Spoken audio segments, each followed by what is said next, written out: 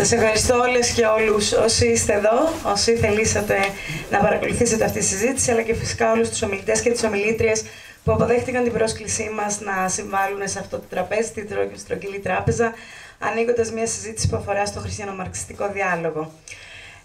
Η εκδήλωση αυτή οργανώνεται από τον οργανισμό Dialogue Project. Είναι ένας μη κερδοσκοπικός οργανισμός, ευρωπαϊκός, ο οποίος μετράει 10 χρόνια ζωής και συγκροτήθηκε ακριβώς για να αποτελεί έναν οργανωμένο, θεσμοποιημένο χώρο διαλόγου μεταξύ του χριστιανισμού και της αριστεράς. Η πρωτοβουλία αυτή είχε πάρθει 10 χρόνια πριν από το Πολιτικό Ινστιτούτο Transform Europe, που είναι ένα δίκτυο πολιτικών Ινστιτούτων της Αριστεράς και ταυτόχρονα το αναγνωρισμένο Πολιτικό Ινστιτούτο του Κόμματος Ευρωπαϊκής Αριστεράς, επίσης ένα ευρωπαϊκό δίκτυο, από το κίνημα Φοκολάρη της Καθολικής Εκκλησίας, αλλά και από την Αγία Έδρα. Μετά από μια συνάντηση που είχε υπάρξει με τον Πάπα, ο ίδιος ήταν αυτός που έδωσε με έναν τρόπο το έναυσμα να συγκροτηθεί ένας χώρος διαλόγου, ο οποίος θα είναι σταθερός και θα μπορεί να εμπλουτίζεται διαρκώς με νέους ανθρώπους, να δουλεύει σε όσο δυνατόν γίνεται περισσότερα παιδεία κτλ. Αυτή εδώ είναι η πρώτη εκδήλωση που προσπαθεί να κάνει το Dialogue στην Αθήνα, με σκοπό να διερευνήσει τις δυνατότητες που υπάρχουν, προκειμένου όντως να χτιστεί ένας πιο μόνιμος χώρος διαλόγου, αλλά και κοινής δράσης. Το Dialogue δεν δημιουργήθηκε με σκοπό απλά να είμαστε ένας χώρος στον οποίο θα συζητάμε και θα ανταλλάγουμε απόψεις και θα παράγουμε συνένεση, που όντως γίνεται αυτό και υπάρχει και συγκεκριμένη μεθοδολογία την οποία ακολουθούμε, αλλά όλα αυτά τα κάνουμε ακριβώς για να διερευνήσουμε τις δυνατότητες κοινής, κοινωνικής και πολιτικής δράσης στο σήμερα, σε κρίσιμα ζητήματα που θεωρούμε ότι μας ενοποιούν, όπως η καταστροφή του περιβάλλοντος, η κλιματική κρίση, όπως οι οξυνόμενες κοινωνικές ανισότητες, η βαθιά φτώχεια, το ζήτημα του πολέμου, η μη ενότητα που παρατηρούμε στο ζήτημα της ειρήνης στο σήμερα κτλ. Επέλεξα να ονομάσω αυτή την εκδήλωση ξαναπιάνοντας το νήμα του χριστιανομαρξιστικού διαλόγου, και αυτό γιατί στην Ελλάδα έχει υπάρξει επίσης μια προσπάθεια αυτοί οι δύο χώροι να έρθουν σε διάλογο στη δεκαετία του 80. Κάποιοι από τους συμμετέχοντες και τις συμμετέχουσες εδώ ήταν και μέλη με έναν τρόπο αυτών των προσπαθειών, είχαν ενεργή δραστηριότητα τότε και θα έχει ίσως ενδιαφέρον αν μπορέσει να δοθεί ο χώρος στη συζήτηση να μας εξηγήσουν γιατί θεωρούν ότι αυτός ο διάλογος δεν κατάφερε να μακροημερεύσει, ποια ήταν τα εμπόδια του κτλ. Οπότε γι' αυτό επέλεξα να ονομαστεί αυτή η εκδήλωση έτσι, ότι θέλουμε να ξαναπιάσουμε ένα νήμα το οποίο είχε ξεκινήσει 4 δεκαετίες πριν, και αυτή τη φορά πραγματικά να κάνουμε κάτι που μπορεί να δουλέψει και να μην κρατήσει απλά για λίγο καιρό. Ειλικρινά δεν θέλω αυτή η εκδήλωση να είναι μόνο ένα πυροτέχνημα και μετά αυτοί οι άνθρωποι να χαθούν ή να τα ξαναπούμε 40 χρόνια πάλι. Δεν ξέρω αν χρειάζεται να καταχρωστώ κι άλλο το χρόνο σας. Ήρθε. Ωραία. Εντάξει. Μίλησα μέχρι να έρθει και ο τελευταίος ομιλητής. Έχουμε 10 ομιλητές και ομιλήτριες και επειδή είναι πάρα πολλοί, επιλέξαμε να τους πάσουμε στη μέση.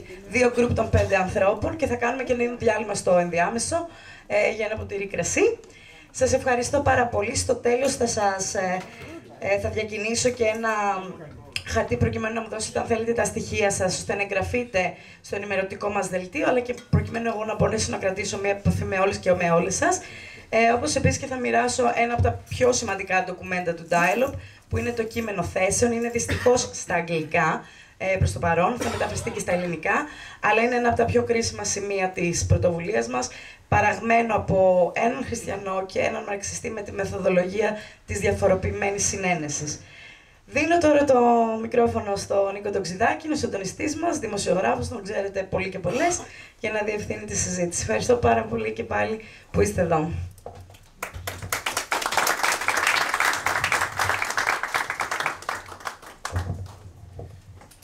Καλησπέρα σας και από μένα.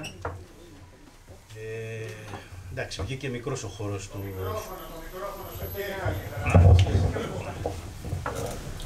Μάλλον μικρός ο χώρος του φιλόξενου θεμέλιου, αλλά δεν πειράζει, στην επόμενη φορά το κάνουμε μεγαλύτερο. Ήταν δύσκολο να βρούμε και μεγάλο χώρο. Προσπάθησε πολύ η Αγγελίνα Γιαννοπούλου.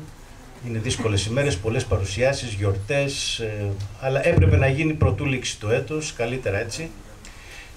Λοιπόν, σας καλωσορίζω, ευχαριστώ πάρα πολύ που ήρθατε και εκ μέρους μου και εκ μέρους των εκλεκτών ομιλητών, των ανθρώπων που θα μας προσφέρουν και την εμπειρία τους και τον στοχασμό τους.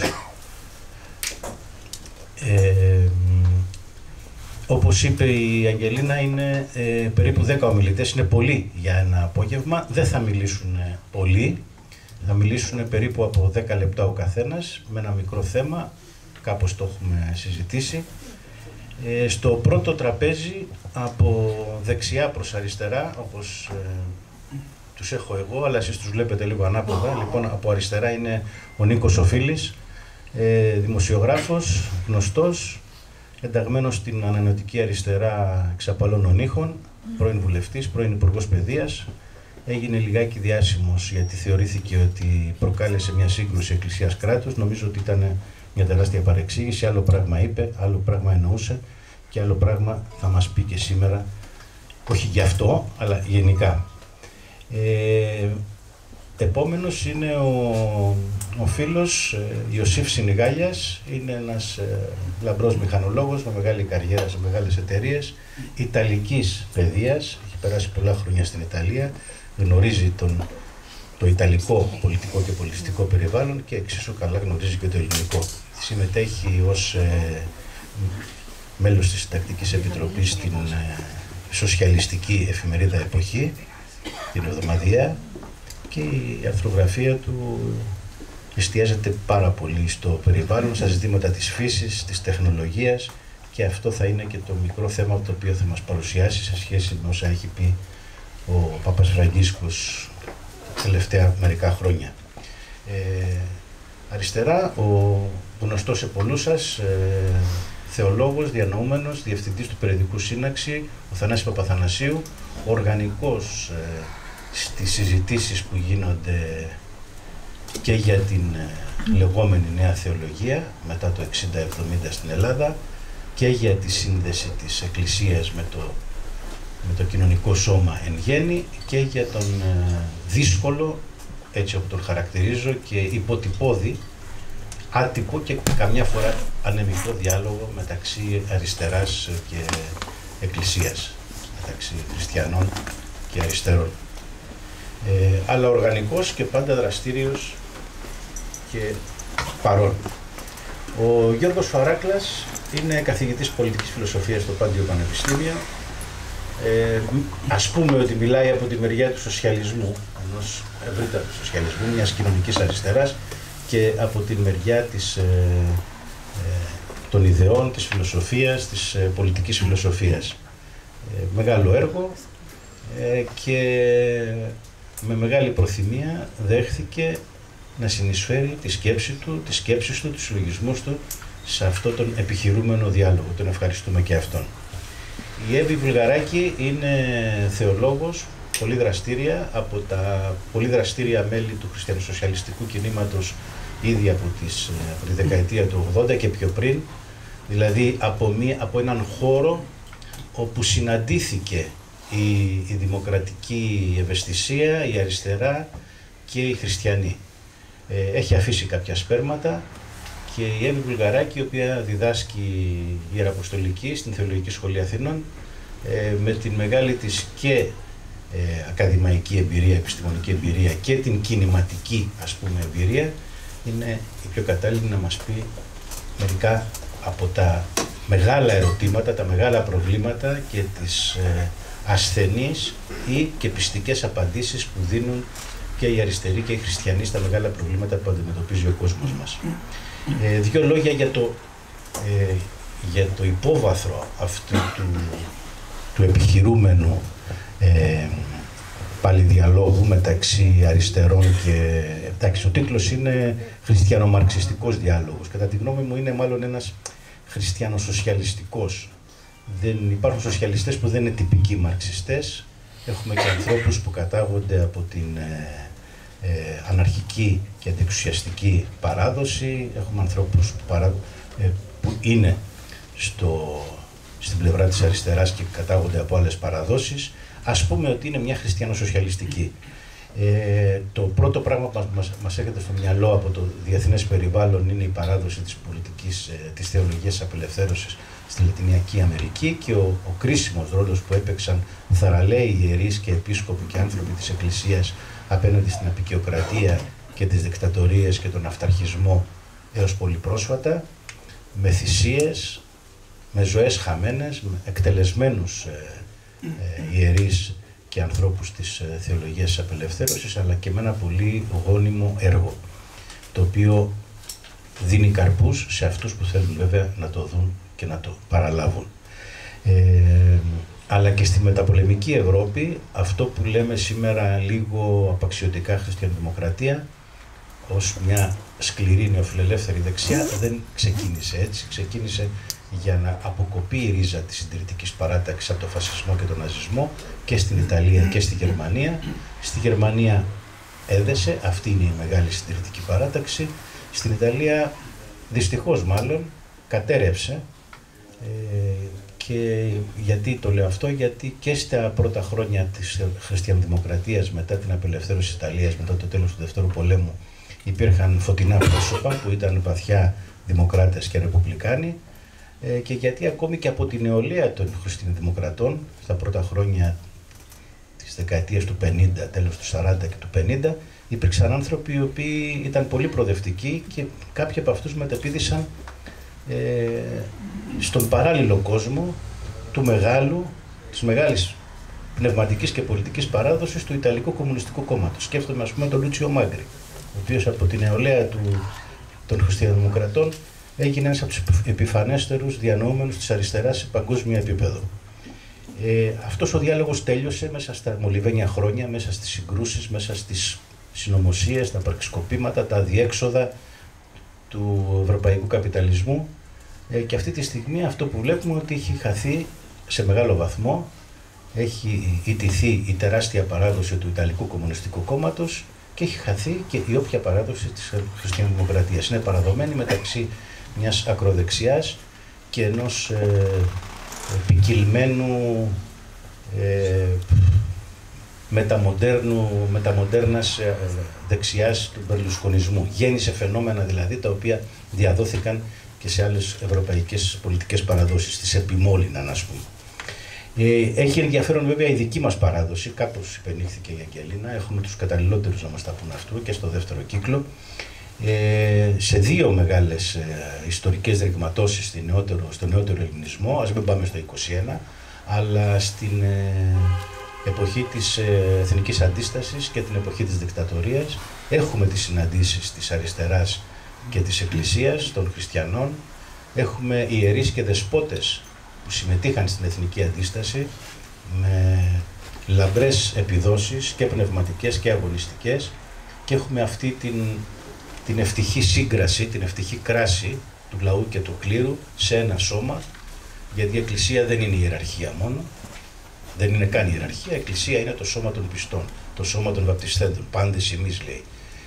Και έτσι και ένα λαϊκό κίνημα που είναι πάντες οι άνθρωποι που αγωνίζονται για το δίκαιο, για την ισότητα, βρέθηκαν από την ίδια μεριά για ένα ευγενές ιδεώδες. Το ίδιο επαναλήφθηκε σε άλλη κλίμακα, σε μικρότερη κλίμακα, στην εποχή της 7χρονης δικτατορίας των συνταγματαρχών, το 67 με 74, και εκεί ίσως έχουμε και τα πρώτα σπέρματα με την εφημερίδα Χριστιανική του Νίκου Ψαρουδάκη και με κάποιους ανθρώπους που ακολούθησαν, με τον Παπαπυρουνάκη, την αντίσταση στην δικτατορία των συνταγματαρχών και τα πρώτα σπέρματα για αυτό που ονομάστηκε αργότερα χριστιανοσοσιαλιστική κίνηση. Αυτά θα μας τα πούν άνθρωποι οι οποίοι συμμετείχαν κιόλας, και η Εύη και ο Θανάσης τα ξέρει και ο Βασίλης Κουξιδιάς αργότερα.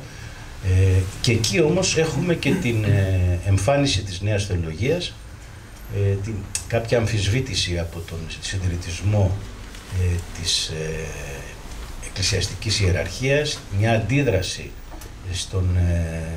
στην ιδεολογία, θα τολμήσω να το πω έτσι, των εκκλησιαστικών οργανώσεων, σε αυτόν τον πολύ σφιχτό πιετισμό, τον ευσεβισμό, και εκεί έχουμε στη μεταπολίτευση και κάποιες οσμώσεις και διαπηδήσεις πολύ δημιουργικές τότε, πολύ ζωηρές, ατόνισαν κατά την δική μου οπτική μετέπειτα, μεταξύ μιας αριστεράς που έψαχνε και κάποιας χριστιανικής παράδοσης που έψαχνε και αυτή να βρει ένα νέο βηματισμό.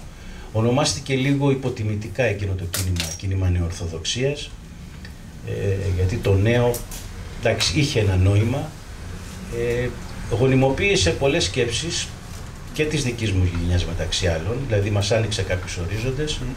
Δυστυχώς νομίζω ότι δεν διαμόρφωσε ένα ανθρωπολογικό ή ιστορικό υποκείμενο, ένα πολιτικό υποκείμενο, παρά μόνο τις ατομικές ευαισθησίες που βρέθηκαν σε ανθρώπους τις επόμενες δεκαετίες, τις πιο δύσκολες, τις εμφάνισης του φιλελευθερισμού, μέχρι τα χρόνια της δικής μας, της παροιμήν κρίσεως, που συνεχίζεται, που είναι και κοινωνική και πολιτισμική. Δεν ξέρω πώς μπορούν να φανερωθούν αυτοί οι σπόροι αυτής της συνάντησης με πιο χειραφετητικό και με πιο ελπιδοφόρο περιεχόμενο. Έχουμε ανθρώπους από αυτήν την εποχή, και ο Βασίλης Ξηδιάς είναι της γενιάς μου και ο Νίκος ο Φίλης, είναι νεότεροι. Η Εύη και ο Θανάσης Παθανασίου είναι νεότεροι, τα ξέρει και ο Διονύσιος Σκλήρης, θα μας τα πούν. Εντάξει.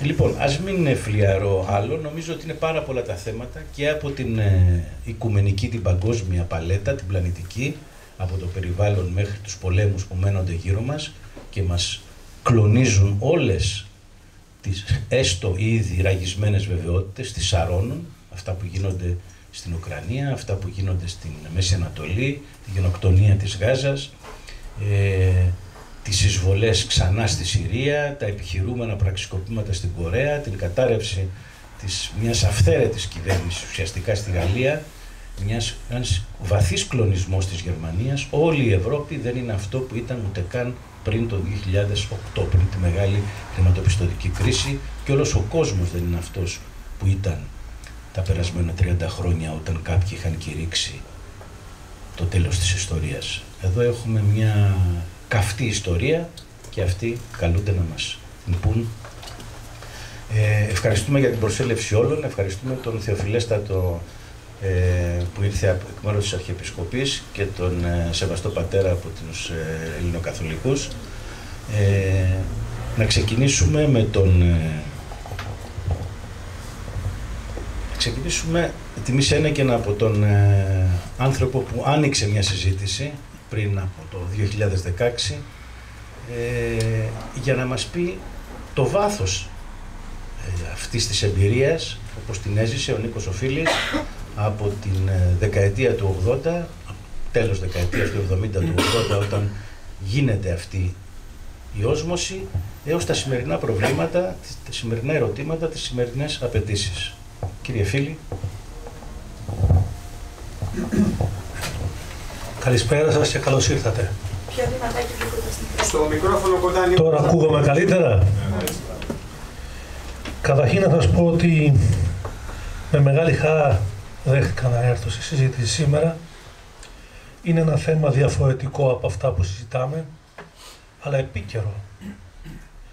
Είναι επίκαιρο και λόγω των προβλημάτων που αντιμετωπίζουμε, και θα αναφερθώ παρακάτω, αλλά αισθάνομαι ότι αναδεύει και τις δικές μου ρίζες. Διότι υπήρξα από μικρό παιδί στο κίνημα της αριστεράς, μιας αριστεράς αντιδογματικής, ανοιχτής, χωρίς να έχει καταστατική αντίληψη την αθεία, αλλά και χωρίς να υποδουλώνεται, χωρίς να κάνει γονικλησίες σε ανορθολογικά σχήματα, τα οποία για πολύ καιρό και στο σύνολο της πολιτικής ζωής είχαν εγκαταστήσει μια κακή κατάσταση. Θέλω να σας πω επίσης ότι ανήκα στο χώρο της Ενωτικής Κομμουνιστικής Αριστεράς, η οποία το 1977 συμμετείχε στην πρωτοβουλία της Συμμαχίας, που ήταν η πρώτη πολιτική συνεργασία ανάμεσα στην αριστερά και τους χριστιανούς. Όχι μόνο ανάμεσα στην αριστερά και τους χριστιανούς, ανάμεσα σε πολλά ρεύματα της αριστεράς και τους χριστιανούς. Και μετά παρακολούθησα και την ιστορία της Νεορθοδοξίας με κάποια επιφύλαξη, δεν είναι της παρούσης στιγμής, αλλά να πάμε στα σημερινά τώρα. Βρισκόμαστε σε μια περίοδο που ο ατομισμός θερίζει στην κοινωνία μας. Και αν έχει μια αξία να κουβεντιάζουμε, είναι για το πώς θα ξεπεράσουμε αυτήν την κατάσταση του ατομισμού στην κοινωνία. Γι' αυτό είμαι και εδώ σήμερα. Γιατί πιστεύω ότι ο διάλογος ανάμεσα σε ιστορικά ρεύματα των νεότερων χρόνων, όπως είναι ο μαρξισμός και ο χριστιανισμός, με πολλές εκδοχές και τα δύο ρεύματα αυτά, αλλά με λαϊκό αντίκρισμα και με μία στις καλές εκδοχές τους κατεύθυνση, που είναι η κατεύθυνση της αλλαγής του κόσμου. Αυτό έχουμε ανάγκη σήμερα. Μια ελπίδα για την αλλαγή του κόσμου, η οποία θα προέλθει μέσα από την ανέρεση του ατομισμού και του ανταγωνισμού και μέσα από την επικράτηση αξιών από όλες τις πλευρές, από διαφορετικές κατευθύνσεις, οι οποίες θα διαμορφώνουν μια κοινότητα και μια συνοχή πάνω στη φιλαλληλία, στην αγάπη, στην ισότητα, στην αλληλεγγύη και στη φιλανθρωπία. Όλα μαζί. Και ο καθένας δίνει την ερμηνεία του σε αυτά τα θέματα. Είμαστε σε μια περίοδο βέβαια όπου οι θρησκείες και ο χριστιανισμός και ο μουσουλμανισμός επανέρχονται με έναν επιθετικό τρόπο, με μια αντίληψη γεωπολιτικής. Οι πόλεμοι ευλογούνται, τα λάβαρα ευλογούνται. Το είδαμε στη Ιουγκοσλαβία, το βλέπουμε στη Μέση Ανατολή. Η Ισλαμοφοβία, η οποία εδράζεται σε μια αντίληψη αντιμετώπισης του Ισλαμικού κινδύνου ως ότι το Ισλάμ ουσιοκρατικά είναι επιθετικό, αλλά δεν υπάρχει δυνατότητα συνεννόησης μαζί του. Η Ισλαμοφοβία είναι ένα στοιχείο που καταρακώνει τη δημοκρατία στις σύγχρονες κοινωνίες. Σε αυτή την αντίληψη μιας Ευρώπης κλαμπ χριστιανικής, η αριστερά είναι αντίθετη. Και πιστεύω ότι και χριστιανικές ευαισθησίες και ομολογίες, μέσα από μια άποψη ισότητας για τη σημερινή πραγματικότητα την παγκόσμια, είναι και αυτές εναντίον. Το ανιστορικό μοντέλο σύμφωνα με το οποίο η Ευρώπη είναι χριστιανική, το οποίο επιδιώχθηκε να κωδικοποιηθεί και στο Ευρωπαϊκό Σύνταγμα, ένα μοντέλο το οποίο υπηρετούσε και υπηρετεί τους πολέμους πολιτισμού, όπου στη βάση τους αυτός ο πόλεμος του πολιτισμού είναι πόλεμος θρησκειών, μια ταυτότητα πολιτιστική μέσα των θρησκειών. Πιστεύω ότι αυτό το πράγμα οφείλουμε όλοι μας, από το μετερίζει του καθένας, να το αντιμετωπίσει. Για να μην μακρηγορώ όμως, υπάρχουν ορισμένες κατά τη γνώμη μου άξονες δυνατής συνεργασίας και κοινής αναζήτησης και κοινών αγωνιών ανάμεσα στους χριστιανούς και στους μαρξιστές, ανάμεσα σε πάσης φύσεως χριστιανούς και πάσης φύσεως μαρξιστές. Ο πρώτος είναι η ειρήνη. Υπέρ αυτής δέεται και η Εκκλησία και το χαρμόσυνο μήνυμα του Χριστού ήταν αυτό, επιγής ειρήνη. Πώς το υπηρετούμε αυτό? Με το να ευλογούμε τον εθνικισμό, γιατί αυτό είναι μια τάση. Με το να ευλογούμε ιμπεριαλιστικές επιδιώξεις, και αυτό είναι μια άλλη τάση χριστιανικών εκκλησιών. Με το να υπηρετούμε τα μεγαλοκρατικά σχέδια, ταυτιζόμενη η Εκκλησία με το κράτος της, η κάθε μια, είναι ερωτήματα. Αν δεν μπορέσουμε όλοι μας να βγούμε από αυτή την πραγματικότητα, τότε πιστεύω ότι υπάρχει μια προδοσία της επαγγελίας της ειρήνης εκ μέρους του χριστιανισμού. Δεύτερος τομέας, η προστασία του περιβάλλοντος. Και ο Πάπας έχει πει μερικά πράγματα, αλλά και ο Πατριάρχης. Ξέρετε ότι η 1η Σεπτεμβρίου, που είναι η αρχή της Συνδίκτου, επισήμως το Οικουμενικό Πατριαρχείο έχει αφιερωθεί στην προστασία της φύσης, του περιβάλλοντος. Το περιβάλλον ως κτήση του Θεού, αλλά ταυτοχρόνως και ως η αναγκαία προϋπόθεση για τη ζωή. Είναι προφανές ότι όποιος παραβιάζει το περιβάλλον με τους γνωστούς τρόπους, όπως λέει και η θεολογία, η δική μας εννοώ η Ανατολική Ορθόδοξη Θεολογία, διαπράττει ένα οικολογικό αμάρτημα. Αυτό που στην κουλτούρα της αριστεράς, του μαρξισμού και των κινημάτων συνιστά την παραβίαση, όπως λέει, της ισορροπίας στο περιβάλλον. Ο τρίτος στόχος είναι οι κοινωνικές ανισότητες και εκμεταλλεύσεις. Το μήνυμα ισότητας. που, όπως λέει η θεολογία λοιπόν της καθημάς Ανατολικής Εκκλησίας, είναι το κοινωνικό αμάρτημα, όπου καθένας πηγαίνει μέχρι ένα σημείο. Για μας η απάντηση και στο οικολογικό και στο κοινωνικό αμάρτημα εισαγωγικά είναι ένας ορίζοντας απελευθέρωσης του σοσιαλισμού με ελευθερία και δημοκρατία. Για τους χριστιανούς άλλο όραμα. Δεν θα διαφωνήσουμε στα οράματα όμως τώρα. Πρέπει να συμφωνήσουμε επί των λαϊκών βιωμάτων και επί των προβλημάτων που επήγουν να αντιμετωπιστούν. Δηλαδή, η σύγκληση ανάμεσα στον χριστιανισμό και στον μαρξισμό δεν είναι μια νίκη του ενός πάνω στον άλλον. Δεν είναι μια αναγνώριση του ενός ότι έχει δίκιο ο άλλος. Είναι μια αναγνώριση ότι τα προβλήματα που αντιμετωπίζουμε σήμερα, και ανέφερα μερικά, ειρήνη, οικολογία, κοινωνικές αδικίες, χρειάζονται ευρύτατη στήριξη για να αντιμετωπιστούν. Ένα μπλοκ δηλαδή κοινωνικών και πολιτικών δυνάμεων με μια ηγεμονία της ηθικής. Το λέω πολύ γενικά. Της ηθικής που σημαίνει της δικαιοσύνης, της ισότητας και της αλληλεγγύης. Υπάρχουν και άλλα ζητήματα τα οποία σήμερα χαράσουν βαθιά αυλάκια στην κοινωνία. Αυτά όλα τα θέματα τα οποία αφορούν τα ζητήματα τα υπαρξιακά, τα ζητήματα τα προσωπικά. Εγώ πιστεύω ότι υπάρχει μια γέφυρα φιλοσοφική ανάμεσα στο χριστιανισμό και στο μαρξισμό, για να αντιμετωπίσουν ζητήματα τα οποία δεν είναι στενά πολιτικά, αλλά είναι βαθύτερα αξιακά. Είναι ο υπαρξισμός.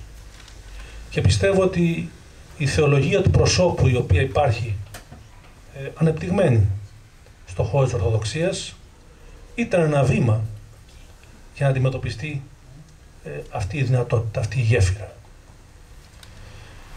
Όμως, καλές είναι οι προσπάθειες των ανθρώπων και των πιστών και των μη πιστών, αλλά υπάρχει ένα θέμα που έχει να κάνει με τους θεσμούς εξουσίας ανάμεσα στους χριστιανούς και τους μαρξιστές. Και οι μεν μαρξιστές τώρα δεν έχουν κόμματα, ή αυτά που έχουν είναι σαν τις εκκλησίες. Υπάρχει μια δυστυχώς υποβάθμιση του οργανωτικού ιδεολογικού στοιχείου στον χώρο της αριστεράς. Αντιθέτως όμως στην εκκλησία, στην θεό της θρησκείας, οι εκκλησίες καταδυναστεύουν τους πιστούς. Τους καταδυναστεύουν μάλιστα σε ορισμένες περιπτώσεις όπως στην Ελλάδα με τη βοήθεια του κράτους, κρατικές εκκλησίες.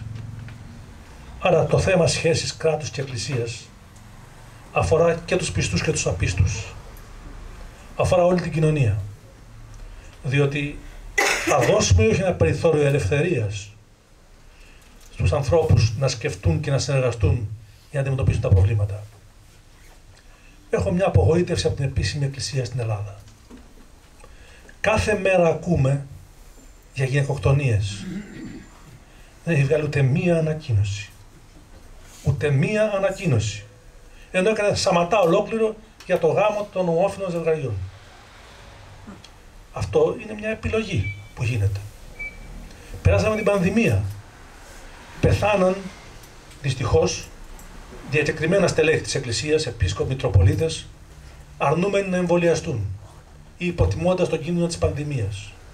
Υπήρξε και ο Βόλος με την Ακαδημία που έκανε ένα πολύ ωραίο φυλάδιο, υπήρξε ο Σεβασμιότατος στην Αργολίδα που έκανε αμέσως μια παρέμβαση και η επίσημη εκκλησία στο τέλος κάπου ισορρόπησε. Αλλά για να φτάσουμε όμως σε αυτή την ισορροπία πληρώθηκε αίμα. Πληρώθηκε αίμα μέσα από μια αντίληψη η οποία οδηγούσε σε μια παρέκβαση και θεολογική εις βάρος της δημόσιας υγείας. Τελειώνω.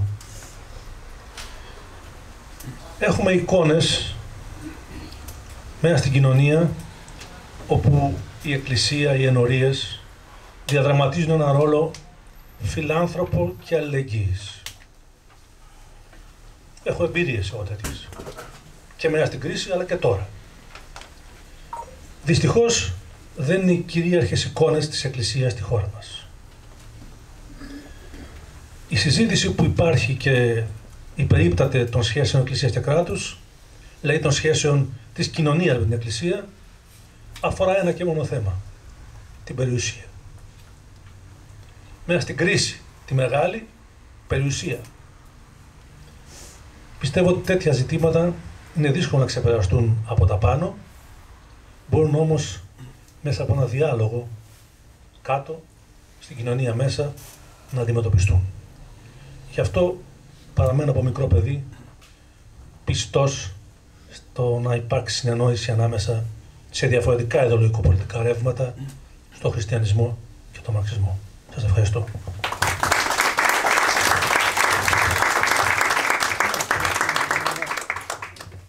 Ευχαριστούμε τον Νίκο Φίλη.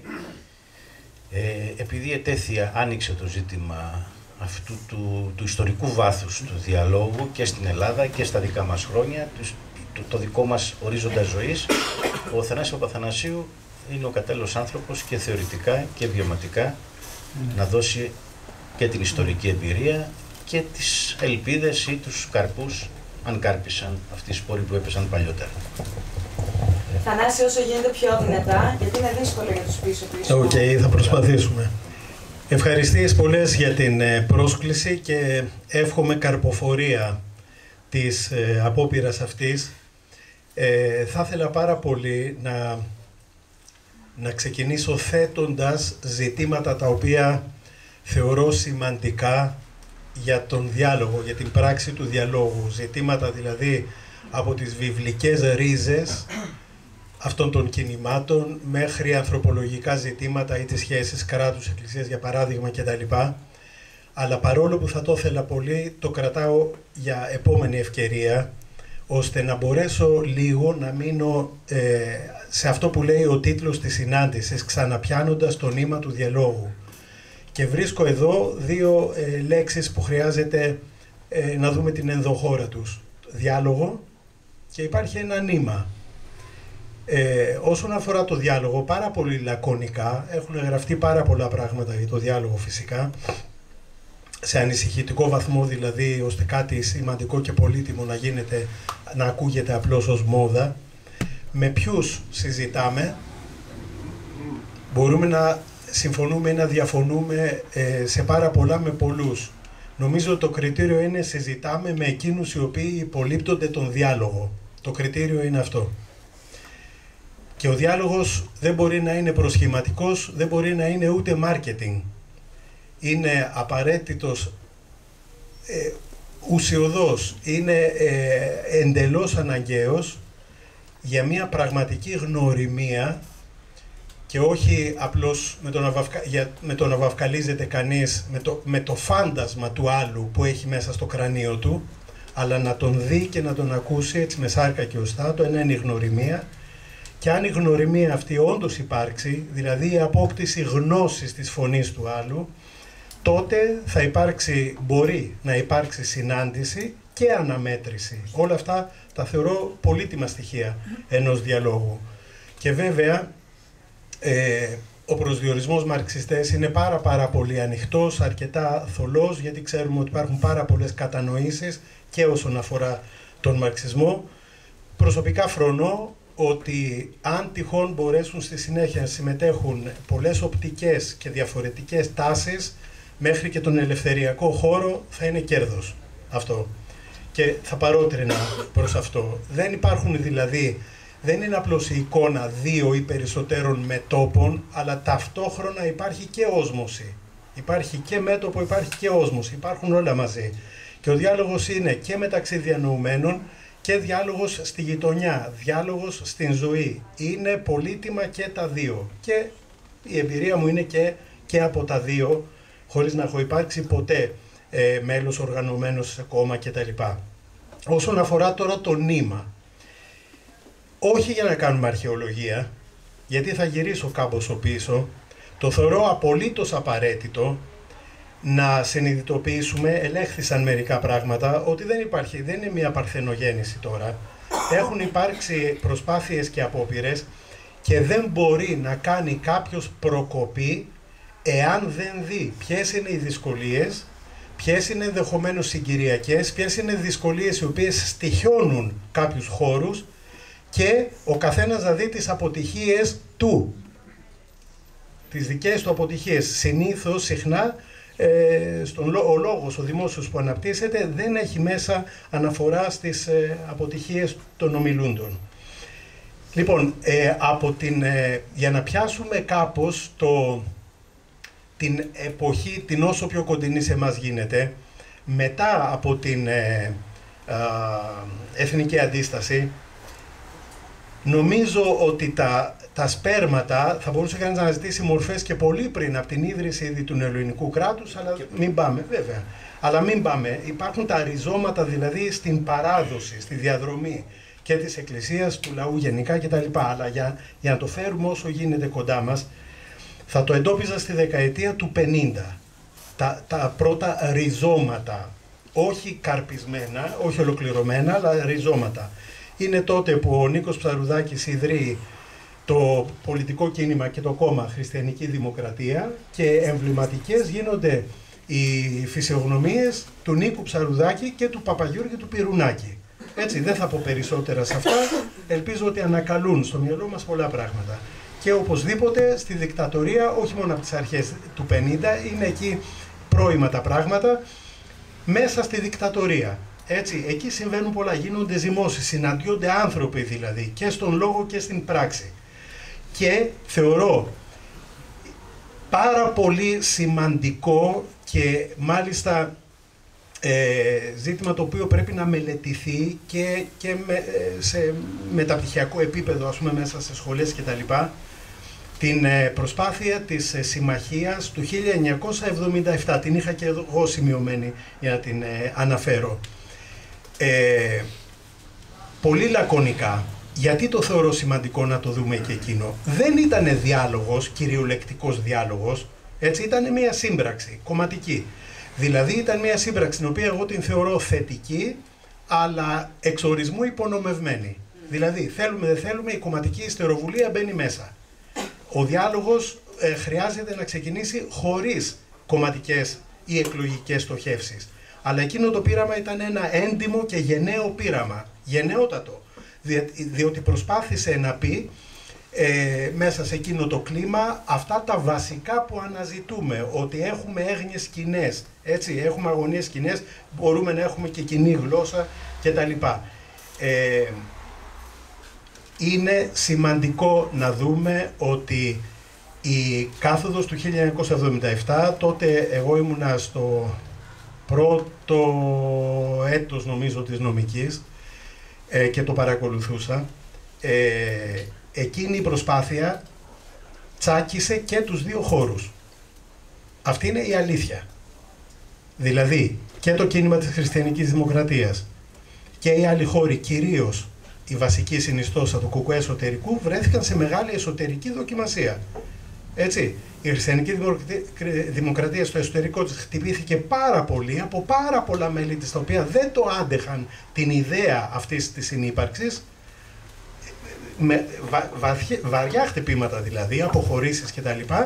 Και το γνωρίζουμε ότι και στον χώρο του ΚΚΕ εσωτερικού υπήρχε η διερώτηση τι γυρεύουμε εμείς με χριστιανούς. Τη στιγμή που γινόταν η κάθοδος αυτή. Αυτά είναι, πώς να το πούμε, είναι πρίκες για να σκεφτεί και να συζητήσει κανείς, και βέβαια και εκλογικά η συμμαχία καταβαραθρωθηκε παρά, και υπήρξαν αυτές οι αμφισβητήσεις, παρά το ηλικιώδες κύρος που είχε για παράδειγμα ο Νίκος Ψαρουδάκης κατά την περίοδο της δικτατορίας. Δεν μπόρεσε το κύρος του αυτό να αναχαιτήσει αυτή την κρίση, την αμφισβήτηση και την πτώση. Κατόπιν, στη δεκαετία του 80, στις αρχές, έγινε η πιο συγκροτημένη, μάλλον με τα δεδομένα φυσικά της εποχής, προσπάθεια χριστιανομαρξιστικού διαλόγου.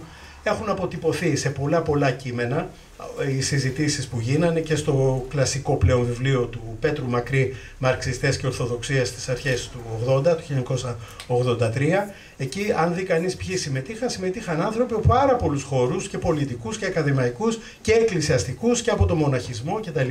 Συμμετείχε και ο δάσκαλός μου και ιδρυτής του περιοδικού Σύναξη, που διευθύνω τώρα, ο Παναγιώτης Νέλας, ο οποίος και ήταν αντίθετο στην χρήση και μάλιστα απαξιωτική έτσι όπως χρησιμοποιείται, στην χρήση του όρου Ορθοδοξία, και είχε ιδιαίτερη συμμετοχή, βρισκόταν κατά τη γνώμη μου τουλάχιστον ένα βήμα πιο μπροστά στις διαδικασίες αυτές η χριστιανοσοσιαλιστική σπουδαστική κίνηση, δηλαδή η φοιτητική κίνηση της χριστιανικής δημοκρατίας μαζί με συνεργαζόμενους στα πανεπιστήμια.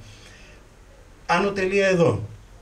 Όποτε στη συνέχεια ξαναξεκίνησαν, όταν ολοκληρώθηκε αυτό το πράγμα, κάπου στα μέσα της δεκαετίας του 80 φάνηκε να ολοκληρώνεται, ας το πούμε, κάπως έτσι, όσες απόπειρες γίνανε μετά, είναι σαν να μην υπήρξε τίποτα προηγουμένως.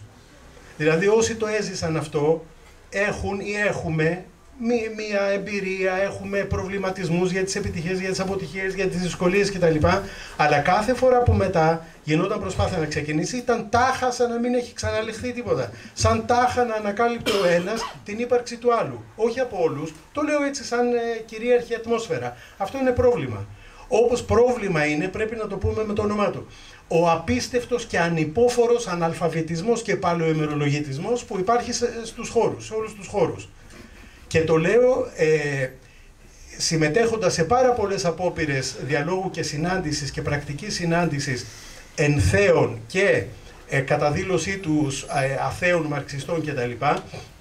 Είναι απίστευτος ο αναλφαβητισμός που υπάρχει εκεί. Δηλαδή είναι δυο γαϊδουριών άχυρα το να έχεις ξεκαθαρίσει, έστω σε επίπεδο πληροφόρησης, όχι παραπέρα, ότι για κάποιες θρησκευτικές ταυτότητες η θεοκρατία είναι το καλύτερο και για άλλους όμως, για άλλες θρησκευτικές ταυτότητες να το πω, η θεοκρατία είναι βλασφημία. Πώς αλλιώς να το πει κανείς? Έχουν γραφτεί τόνοι πραγμάτων, έχουμε συγκρουστεί χιλιάδες φορές για τέτοια θέματα. Ένας άνθρωπος μπορεί να συμφωνήσει, να διαφωνήσει, αλλά πρέπει να το έχει ξεκαθαρισμένο. Όπως επίσης για το θέμα του εθνικισμού. Η θεολογία έχει παλέψει σκληρά και έχει καρποφορήσει πάρα πολύ στη διευκρίνηση ότι το Ευαγγέλιο δεν μπορεί να έχει σχέση με τον εθνικισμό. Δεν μπορεί κανείς, αν βρίσκεται πάνω στον πλανήτη Γη, όχι αν συμφωνεί σε επίπεδο πίστης μαζί μου, δεν μπορεί αυτό το πράγμα σε επίπεδο πληροφόρησης να το αγνοεί. Δεν γίνεται να κάνουμε έτσι χωριό. Και ακόμα μολονότι σε επίπεδο ιδεολογικό και θεωρητικό, θα αμφισβητούσα κατά πόσο στέκει το κλασικό δίπολο, ότι από τη μια είναι ηλισμός και από την άλλη εμείς οι άνθρωποι της πίστης είμαστε του ιδεαλισμού, έτσι. Θεωρώ ότι δεν στέκει αυτό το σχήμα, αλλά τέλος πάντων να θυμίσω στους φίλους, ας το πούμε, που κατά δήλωσή του είναι μαρξιστές και έτσι έχουν αυτό που ονόμασα ανυπόφορο αναλφαβητισμό και παλαιομερολογισμό. Θα θυμίσω την φράση του Λένιν ότι ο ευφυής ιδεαλισμός είναι πολύ πιο κοντά στον ευφυή υλισμό από ότι ο ηλίθιος υλισμός.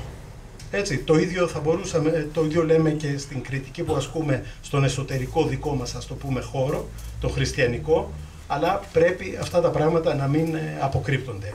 Και είναι γεγονός ότι στο χώρο της θεολογίας, από τις αρχές, από τα τέλη της δεκαετίας του 70, οπωσδήποτε μετά τη μεταπολίτευση, στο χώρο της θεολογίας τον τόνο τον δίνει μια φοβερή δουλειά που έχει γίνει.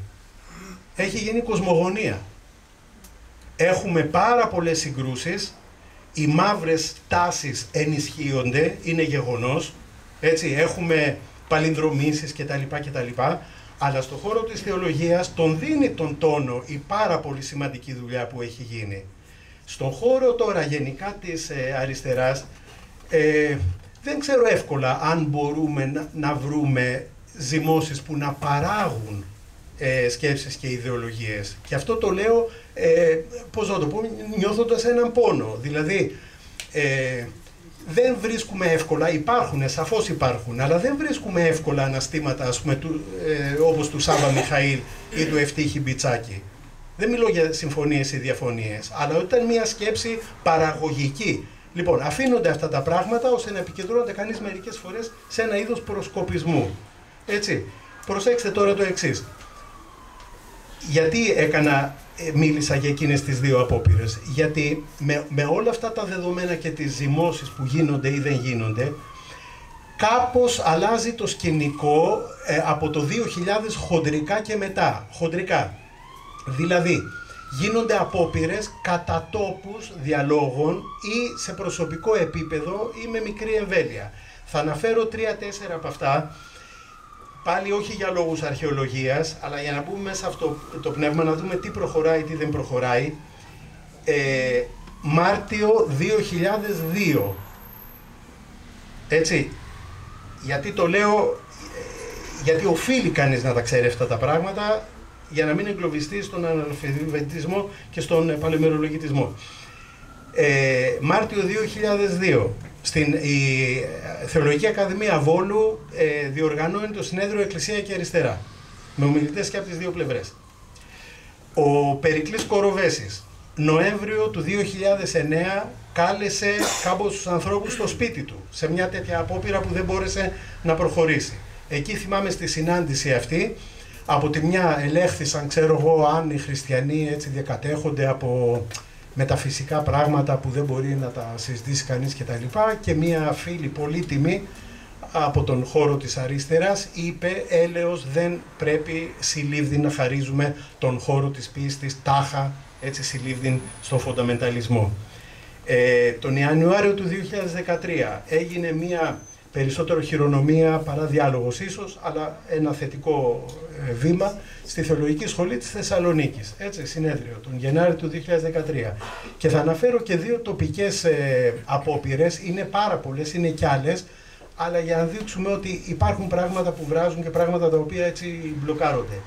Το Φεβρουάριο του 2002, στον Βύρωνα, με θέμα θρησκεία και ιδεολογία, έγινε μια συζήτηση, διοργανώθηκε από δημοτική κίνηση, η οποία κυρίως τα μέλη της ανήκαν στο νέο αριστερό ρεύμα, στη συνέχεια ας πούμε στην Ανταρσία και σε άλλους συνεργαζόμενους, με συνομιλητές, τον Σάβα Μιχαήλ και την αφεντιά μου. Αυτό το πράγμα το Φεβρουάριο του 2002. Και το Πάσχα που πέρασε, πάλι στον ίδιο χώρο όπως υπάρχει σήμερα, συζητήσαμε για τη θεολογία της απελευθέρωσης. Και τον Ιούνιο του 2015 το κάναμε αυτό στα Βρυλίσια. Το έκανε η δημοτική κίνηση εκεί, δράση για μια άλλη πόλη με τίτλο Εκκλησία, Αριστερά και Εκκλησία. Έτσι.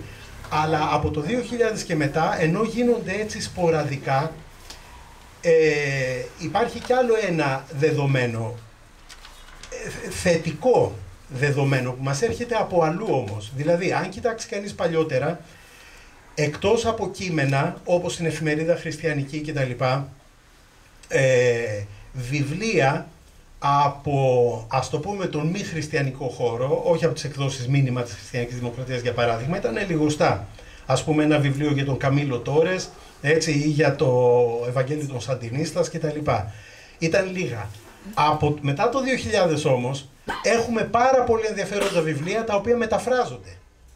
Διανοουμένων, ας το πούμε, Αμερικανών και Ευρωπαίων, οι οποίοι λαμβάνουν πάρα πολύ σοβαρά υπόψη τους το φαινόμενο της θρησκείας. Και έτσι έχουμε μια ανανεωμένη οπτική η οποία έρχεται. Και το χαρακτηριστικό της Ελλάδας είναι το εξής, το κλείνω, ναι, είναι το εξής σε σχέση με τον φιλελεύθερο, ας το πούμε, τον liberal χριστιανικό χώρο που μερικές φορές επιχειρεί αλλού διαλόγους. Δηλαδή, στην Ελλάδα, νομίζω όλοι όσοι συμμετέχουμε με χριστιανική ταυτότητα, κρατάμε το περιεχόμενο της πίστης. Δηλαδή, συμμετέχουμε σε αυτό το πράγμα εξαιτίας της πίστης μας, εξαιτίας της μεταφυσικής μας, να το πω έτσι. Όχι παρά την πίστη μας, ούτε θεωρώντας, ας πούμε, την Ανάσταση απλώς σύμβολο, για παράδειγμα. Έτσι, υπάρχει κυριολεξία στο περιεχόμενο της πίστης και αυτό είναι κάτι το οποίο και ο χώρος των Μαρξών θα πρέπει να το ξεκαθαρίσει. Τι βλέπουμε με αυτά που βλέπουμε γύρω μας για τη θρησκεία, ότι αποχανβνώνει ή ότι κινητοποιεί, ας το πούμε, η πίστη. Λοιπόν, τα θέματα, όπως είπα, για συζήτηση, παρόλο που θα ήθελα να τα είχα βάλει, τα κρατάω για άλλη στιγμή. Μια κουβέντα συναισθηματική να πω. Ναι. Λοιπόν, είμαστε στο θεμέλιο. Ψαχούλεψα στα πράγματά μου και είδα ότι Χριστούγεννα του 1974, 50 χρόνια, έτσι νομίζω, Αυτό είναι το πρώτο βιβλίο το οποίο είχα αγοράσει από τον ιδεολογικό χώρο αυτό, «Ουτοπικός σοσιαλισμός και επιστημονικός σοσιαλισμός του Έγγελς», εκδόσεις Θεμέλιο. Έτσι, αλλά ήταν από πάγκο, τότε ξεχύλιζαν οι πάγκοι στην Ακαδημία και εδώ είχα δει στην 12η ανάγνωση που του έκανα, γιατί δεν καταλαβαίνα τίποτα όταν το πρωτοδιάβασα, ότι ο Έγγελς έπαιρνε χαμπάρι πράγματα που όσοι δηλώνουν αληθώς ή ψευδώς ότι τον έχουν διαβάσει δεν τα παίρνουν. Ευχαριστώ.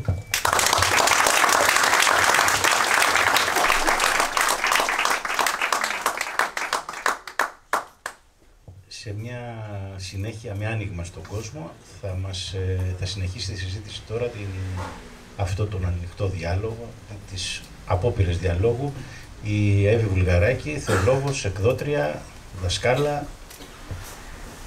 Εύη, το μικρόφωνο σας.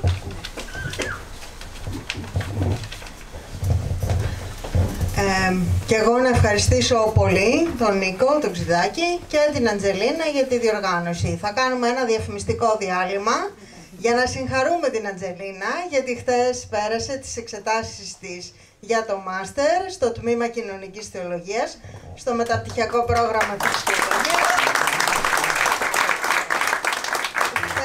Θεματική ενότητα, φιλοσοφία της θρησκείας και ιεραποστολική. Χθες είχε την υποστήριξη ενός μάστερ που έγραψε ακριβώς για το πρόγραμμα Dialogue, είναι μια μελέτη περίπτωσης και ολοκλήρωσε τη θητεία της σε εμάς τους θεολόγους με άριστα. Εγώ εργάζομαι στη θεολογική, στο Τμήμα Κοινωνικής Θεολογίας, είναι λίγο πιο ακαδημαϊκή η εισήγησή μου. 1/4 είναι, έτσι μου είπες Νίκο, εσύ τα φταίς. Ο τίτλος είναι «Ο μαρξισμός, ένας ξεπερασμένος δρόμος». Αποτίμηση από τη σκοπιά μιας σύγχρονης ορθόδοξης πολιτικής θεολογίας. Ξεκινώντας να πω δύο απλά πράγματα. Ο τίτλος, όπως βλέπετε, μιλά για το μαρξισμό ως δρόμο. Επέλεξα το απλούστερο, αφού προβληματίστηκα αρκετά για το αν ο μαρξισμός είναι φιλοσοφία, επιστημονική μέθοδος, ιδεολογία, θεωρία ή όχημα κοινωνικής αλλαγής. Ή μάλλον, αν θέλω να τον δω κυρίως ως κάτι από τα παραπάνω. Είναι όμως βέβαιο ότι μια συνολική θεώρηση του μαρξισμού διαπιστώνει ότι είναι κάτι περισσότερο από το καθένα από αυτά που ανέφερα, ίσως και κάτι περισσότερο από το άθροισμά τους. Εξάλλου, και ο χριστιανισμός είναι δρόμος. Για την ακρίβεια, σύμφωνα με την Ορθόδοξη Θεολογία, δρόμος είναι ο ίδιος ο Χριστός, ο οποίος είναι συνάμα και η αλήθεια και η ζωή, ο προαιώνιος λόγος, ο Θεός που ενέσκυψε στην ιστορία γεννόμενος άνθρωπος. Η ανάγνωσή μου του μαρξισμού είναι από θεολογική σκοπιά. Να πούμε επί της μεθοδολογικής αρχής ότι η θεολογία έχει μια στάση εκλεκτική σε σχέση με τη φιλοσοφία. Ήδη από την αρχαία Εκκλησία, όχι μόνο ενσωμάτωσε τη φιλοσοφία των καιρών στους οποίους πρωτοδιαδόθηκε η πίστη, κυρίως τη νεοπλατωνική, αλλά και άλλα παράλληλα και επάλληλα ρεύματα. Εξάλλου, διαχρονικά διαλέγεται με όλες τις φιλοσοφικές τάσεις, τις οποίες κατά καιρούς βρίσκει την έκφραση και τη φωνή της, όπως παραδείγματος χάρη με τον υπαρξισμό. Αλλά και σήμερα, και εδώ μιλώ και ως ειδική της Ιεραποστολικής, η θεολογία πασχίζει να βρει έκφραση και ο Θεός να γνωριστεί σε λαούς και γλώσσες που διόλου δεν μετέχουν του ελληνικού παραδείγματος και συνεπώς μήτε της ελληνικής φιλοσοφικής παιδείας. Είναι γνωστή άλλωστε η συμπόρευση του χριστιανισμού με ποικίλα ιδεαλιστικά ρεύματα, στα οποία ο Μάρξ κάνει την κριτική του, ιδίως στο έργο του «Η γερμανική ιδεολογία», ένα από τα πρώτα που μελέτησα στα φοιτητικά μου χρόνια. Μπορεί άραγε ο χριστιανισμός να συνδιαλλαγεί οργανικά και με νόημα και με την υλιστική θεώρηση της ιστορίας, με τον ιστορικό υλισμό και τη μαρξιστική διαλεκτική? Η απάντηση είναι σαφώς καταφατική, όπως θα οικοδομήσουμε στη συνέχεια. Η κατάφαση αυτή μπορεί να είναι εκλεκτική και ως ένα βαθμό κριτική, αλλά συνάμα είναι επικοδομητική και ουσιαστική. Εξάλλου, σε ποικίλα μαρξιστικά ρεύματα ή και νεομαρξιστικά, διαπιστώνεται ότι η κριτική αφομοίωση είναι μέρος ουσιαστικό μιας διεργασίας που προσλαμβάνει δημιουργικά, αλλά και ανανεώνει τη μαρξική θεώρηση. Ήδη αναφέρθηκα στον τίτλο σε μια ορθόδοξη πολιτική θεολογία. Το ορθόδοξη γράφεται με κεφαλαίο όμικρον και αφορά την ορθόδοξη πίστη. Πολιτικά, ίσως και να είναι ανορθόδοξη, μειοψηφική, αντισυστημική. Διότι στο πολιτικό πεδίο που ορίζει τα ανθρώπινα και κοινωνικά πράγματα εμφυλοχωρούν ίσως περισσότερες ερμηνείες και θεωρήσεις που συνδέονται με τη σχετικότητα των ανθρώπινων πραγμάτων έναντι της απολυτότητας και επιρροσύνης του Θεού. Εν τούτοις, κατά την ταπεινή μου γνώμη, η μαρξική θεώρηση και κατ' επέκταση η μαρξιστική, τόσο σε κλασικές όσο και σε πιο σύγχρονες γκραμσιανές ή άλλες εκδοχές της, δίχως να επισέλθω εδώ σε λεπτομέρειες, έχει κεφαλαιώδη σημασία για την πίστη. Σε γενικές γραμμές αντιτάσσεται σε μια κατεστημένη θεώρηση και εμπλοκή του χριστιανισμού. Εν τούτοις, θεωρώ ότι δεν θα μπορούσε να εκφραστεί παραπάνω σε χριστιανικό υπόβαθρο. Ένα υπόβαθρο που επιθυμεί, θέλει και επιδιώκει, θεωρητικά τουλάχιστον, ριζοσπαστική δικαιοσύνη και συμπερίληψη όλων σε έναν καλύτερο καινούριο κόσμο που συνιστά το σχατολογικό όραμα των πιστών τη Βασιλεία του Θεού. Ο δεύτερος λόγος που με κάνει να θεωρώ την θεώρηση μόνο ορθόδοξη δεν είναι μόνο η αντισυστημικότητα, είναι και πως βρίσκεται στα αζήτητα. Αν σήμερα χρησιμοποιήσεις την έκφραση «ιμπεριαλισμός», κάποιοι σε κοιτούν σαν έβγαλες μόλις από την αφθαλήνη σκοροφαγωμένο ρούχο που ακόμα μυρίζει. Και είναι γεγονός, και παρά τους πολέμους δυστυχώς, και είναι γεγονός ότι μετά το 1990, με την πτώση των καθεστώτων του υπαρκτού, ο καπιταλισμός όχι μόνο ολοκληρώνεται ως παγκόσμιος ολοκληρωτικός καπιταλισμός ή και καπιταλισμός της καταστροφής, όχι μόνο έχει επιβληθεί παντού σε σημείο κάποιοι να θεωρούν ότι ήρθε το τέλος της ιστορίας, για να θεωρήσουν μετά, αναφέρομαι στο Φουκουγιάμα, ιδίως πρώιμο και μεταγενέστερο, όχι μόνο όλη η παγκόσμια οικονομία ακολουθεί το καπιταλιστικό πρότυπο και είναι όλο και περισσότερο χρηματιστική, με την κοινή έννοια αλλά και με την έννοια του Αριστοτέλη, και χρηματιστηριακή κατά τους μαρξιστές οικονομολόγους, αλλά και με την τρέχουσα έννοια, αλλά και στο πεδίο της ιδεολογίας κάθε τι διαφορετικό αντιμετωπίζεται ως μια χρεοκοπημένη θεώρηση του κόσμου. Όμως αντίρροπες δυνάμεις κινούν την ιστορία σε μια διαλεκτική. Σήμερα βλέπουμε το τέλος της παγκοσμιοποίησης και αναζητήσεις ή επιδιώξεις από παγκοσμιοποιητικές. Γυρίζουμε πάλι στο πεδίο του ψύχρου πολέμου που εξελίσσεται σε ολοένα σφοδρότερος, θερμότερος και θανατολάγνος. Καθώς η ζωή γίνεται όλο και λιγότερο βιώσιμη και ο πόλεμος μένεται σε πολλές περιοχές του κόσμου, ενώ επικρέμεται ως απειλή σε όλο τον κόσμο, αναζητούμε ξανά άλλους δρόμους και άλλη πηγή έμπνευσης πέρα από τις νεοφιλελεύθερες, νεοδεξιές, alt-right ή και ακροδεξιές ιδέες, όλες καπιταλιστικές στον πυρήνα τους και ενισχυτικές του μεγάλου κεφαλαίου. Πολύ σωστά, οι διοργανωτές της σημερινής διοργάνωσης λένε ξαναπιάνοντας το νήμα του χριστιανομαρξιστικού διαλόγου. Και για να το ξαναπιάσουμε μπορούμε να κάνουμε νέα βήματα ή και άλματα, πατώντας στερεά στο χριστιανομαρξιστικό διάλογο της δεκαετίας του 80 των φοιτητικών μου χρόνων. Δεν αναφέρομαι στο ότι πολλοί κομμουνιστές παλαιότερα μπορεί να ήταν και ο ψάλτης της ενορίας τους, γιατί αυτό δεν τον θεωρώ συστηματικό διάλογο. Το θεωρώ μια απλά πολλαπλή ταυτότητα που βγαίνει αυθόρμητα. Αλλά θα μιλήσω για μια φοιτητική διοργάνωση και εγώ της Χουσουκού Θεολογικής στο κεντρικό αμφιθέατρο Σβόλου της Νομικής, με τον Έλα και τον Γιαναρά, τον Ράντοβιτς και τον Γεύτιτς, τον Μοσκόφ και τον Ζουράρη, που έβαλε τα θεμέλια. Συντονιστής του διάλογου είναι παρόν εδώ, είναι ο νυν πρόεδρος της Χριστιανικής Δημοκρατίας, ο Γιάννης ο Ζερβός, και επίσης ψυχή του διαλόγου ήταν και ο σύζυγός μου τότε, και εγώ ως 18χρονη πρωτοετής είχα το προνόμιο να παρακολουθήσω τα πάντα μέσα και απ' έξω στα τραπέζια και στις ταβέρνες που πήγαμε μετά και κάναμε την αποτίμησή μας, γιατί δεν πήγαν και όλα ιδεοδός. Κυρίως από χριστιανικής πλευράς δεν πήγαν ιδεοδός. Ο Μοσκόφ και ο Ζουράρης ήταν αταλάντευτοι. Καλή ήταν, πολύ καλή. Μετά γίνανε αυτά, τότε ήταν αλλιώς τα πράγματα. Λοιπόν, ακολούθησε μια εκτενέστερη ολιγοήμερη συνάντηση στην Ορθόδοξη Ακαδημία Κρήτης, όπου μετήχαν μεταξύ άλλων πάλι οι Μοσκόφ και Ζουράρης και οι αείμνηστοι θεολογικοί δάσκαλοι Βουλγαράκης, Αγουρίδης και Νσιώτης. Λίγο αργότερα χρονικά διοργανώθηκε αντίστοιχη φοιτητική εκδήλωση στη Θεσσαλονίκη και ακόμα πιο μετά ήρθε αφιέρωμα στην ελευθεροτυπία που οδήγησε και στην έκθεση του βιβλίου του Πέτρου Μαρκρή, Μαρξιστές και Ορθοδοξία. Εμείς τότε θεωρήσαμε ότι πλέον ο διάλογος εμπορευματοποιήθηκε, για να καταλάβετε. Γιατί η ελευθεροτυπία ήταν μια εφημερίδα συστημική και κύρους, ακόμα και αν ήταν μια προοδευτική εφημερίδα. Οι παρυφές αυτού του διαλόγου πρέπει να μελετηθούν με τις μεθόδους της προφορικής ιστορίας. Όχι, δεν έχουν ακόμα επακριβώς και πλήρως καταγραφεί. Για όσους δεν είναι εξοικειωμένοι λοιπόν με τον όρο χριστιανοσοσιαλιστές, να διευκρινίσω ότι πρόκειται ξεκάθαρα για αριστερή και επαναστατική ιδεολογία, σε άκρα αντίθεση με τους έθνικο-σοσιαλιστές, που επικεντρώνουν σε μια ιδανική εθνική κοινότητα και οδηγούνται σε αμιγώς εθνικιστικές και ρατσιστικές ατραπούς με όλα τα φρικτά παρεπόμενα στην ιστορία του 20ου αιώνα. Αν οι έθνικο-σοσιαλιστές οργανώθηκαν γύρω από τον Χίτλερ, οι χριστιανοσοσιαλιστές έχουν την καταγωγή τους, την ευρύτερη πνευματική καταγωγή τους, στον Νικολάη Μπερντιάγεφ, τη Μαρία Σκοπτσόβα, τον Αλέξανδρο Σμορέλ και την οργάνωση Λευκό Ρόδο, και στην Ελλάδα κινήματα αντεξουσιαστικά και ασφαλώς αντιδικτατορικά όπως η Χριστιανική Δημοκρατία και η Εφημερίδα Χριστιανική. Αυτά περιγράφονται επαρκώς στο παλιό περιοδικό Σημάδια, στο τεύχος 9, στο άρθρο του Δημήτρη Δελή, ενώ μια αντίθετη τότε και διαφωτιστική, ο Ζουράς την κορόιδευε ως ποταδιστική, ευρωκεντρική άποψη περισσότερο εξέφρασαν τα περιοδικά θέσεις και μια πιο lifestyle εκδοχή ο σχολιαστής με τον Γιάννη Μιλιό, του οποίου όμως η σκέψη επίσης εξελίχθηκε στο διάβα τόσων χρόνων και είχαμε πολλές δημιουργικές συναντήσεις.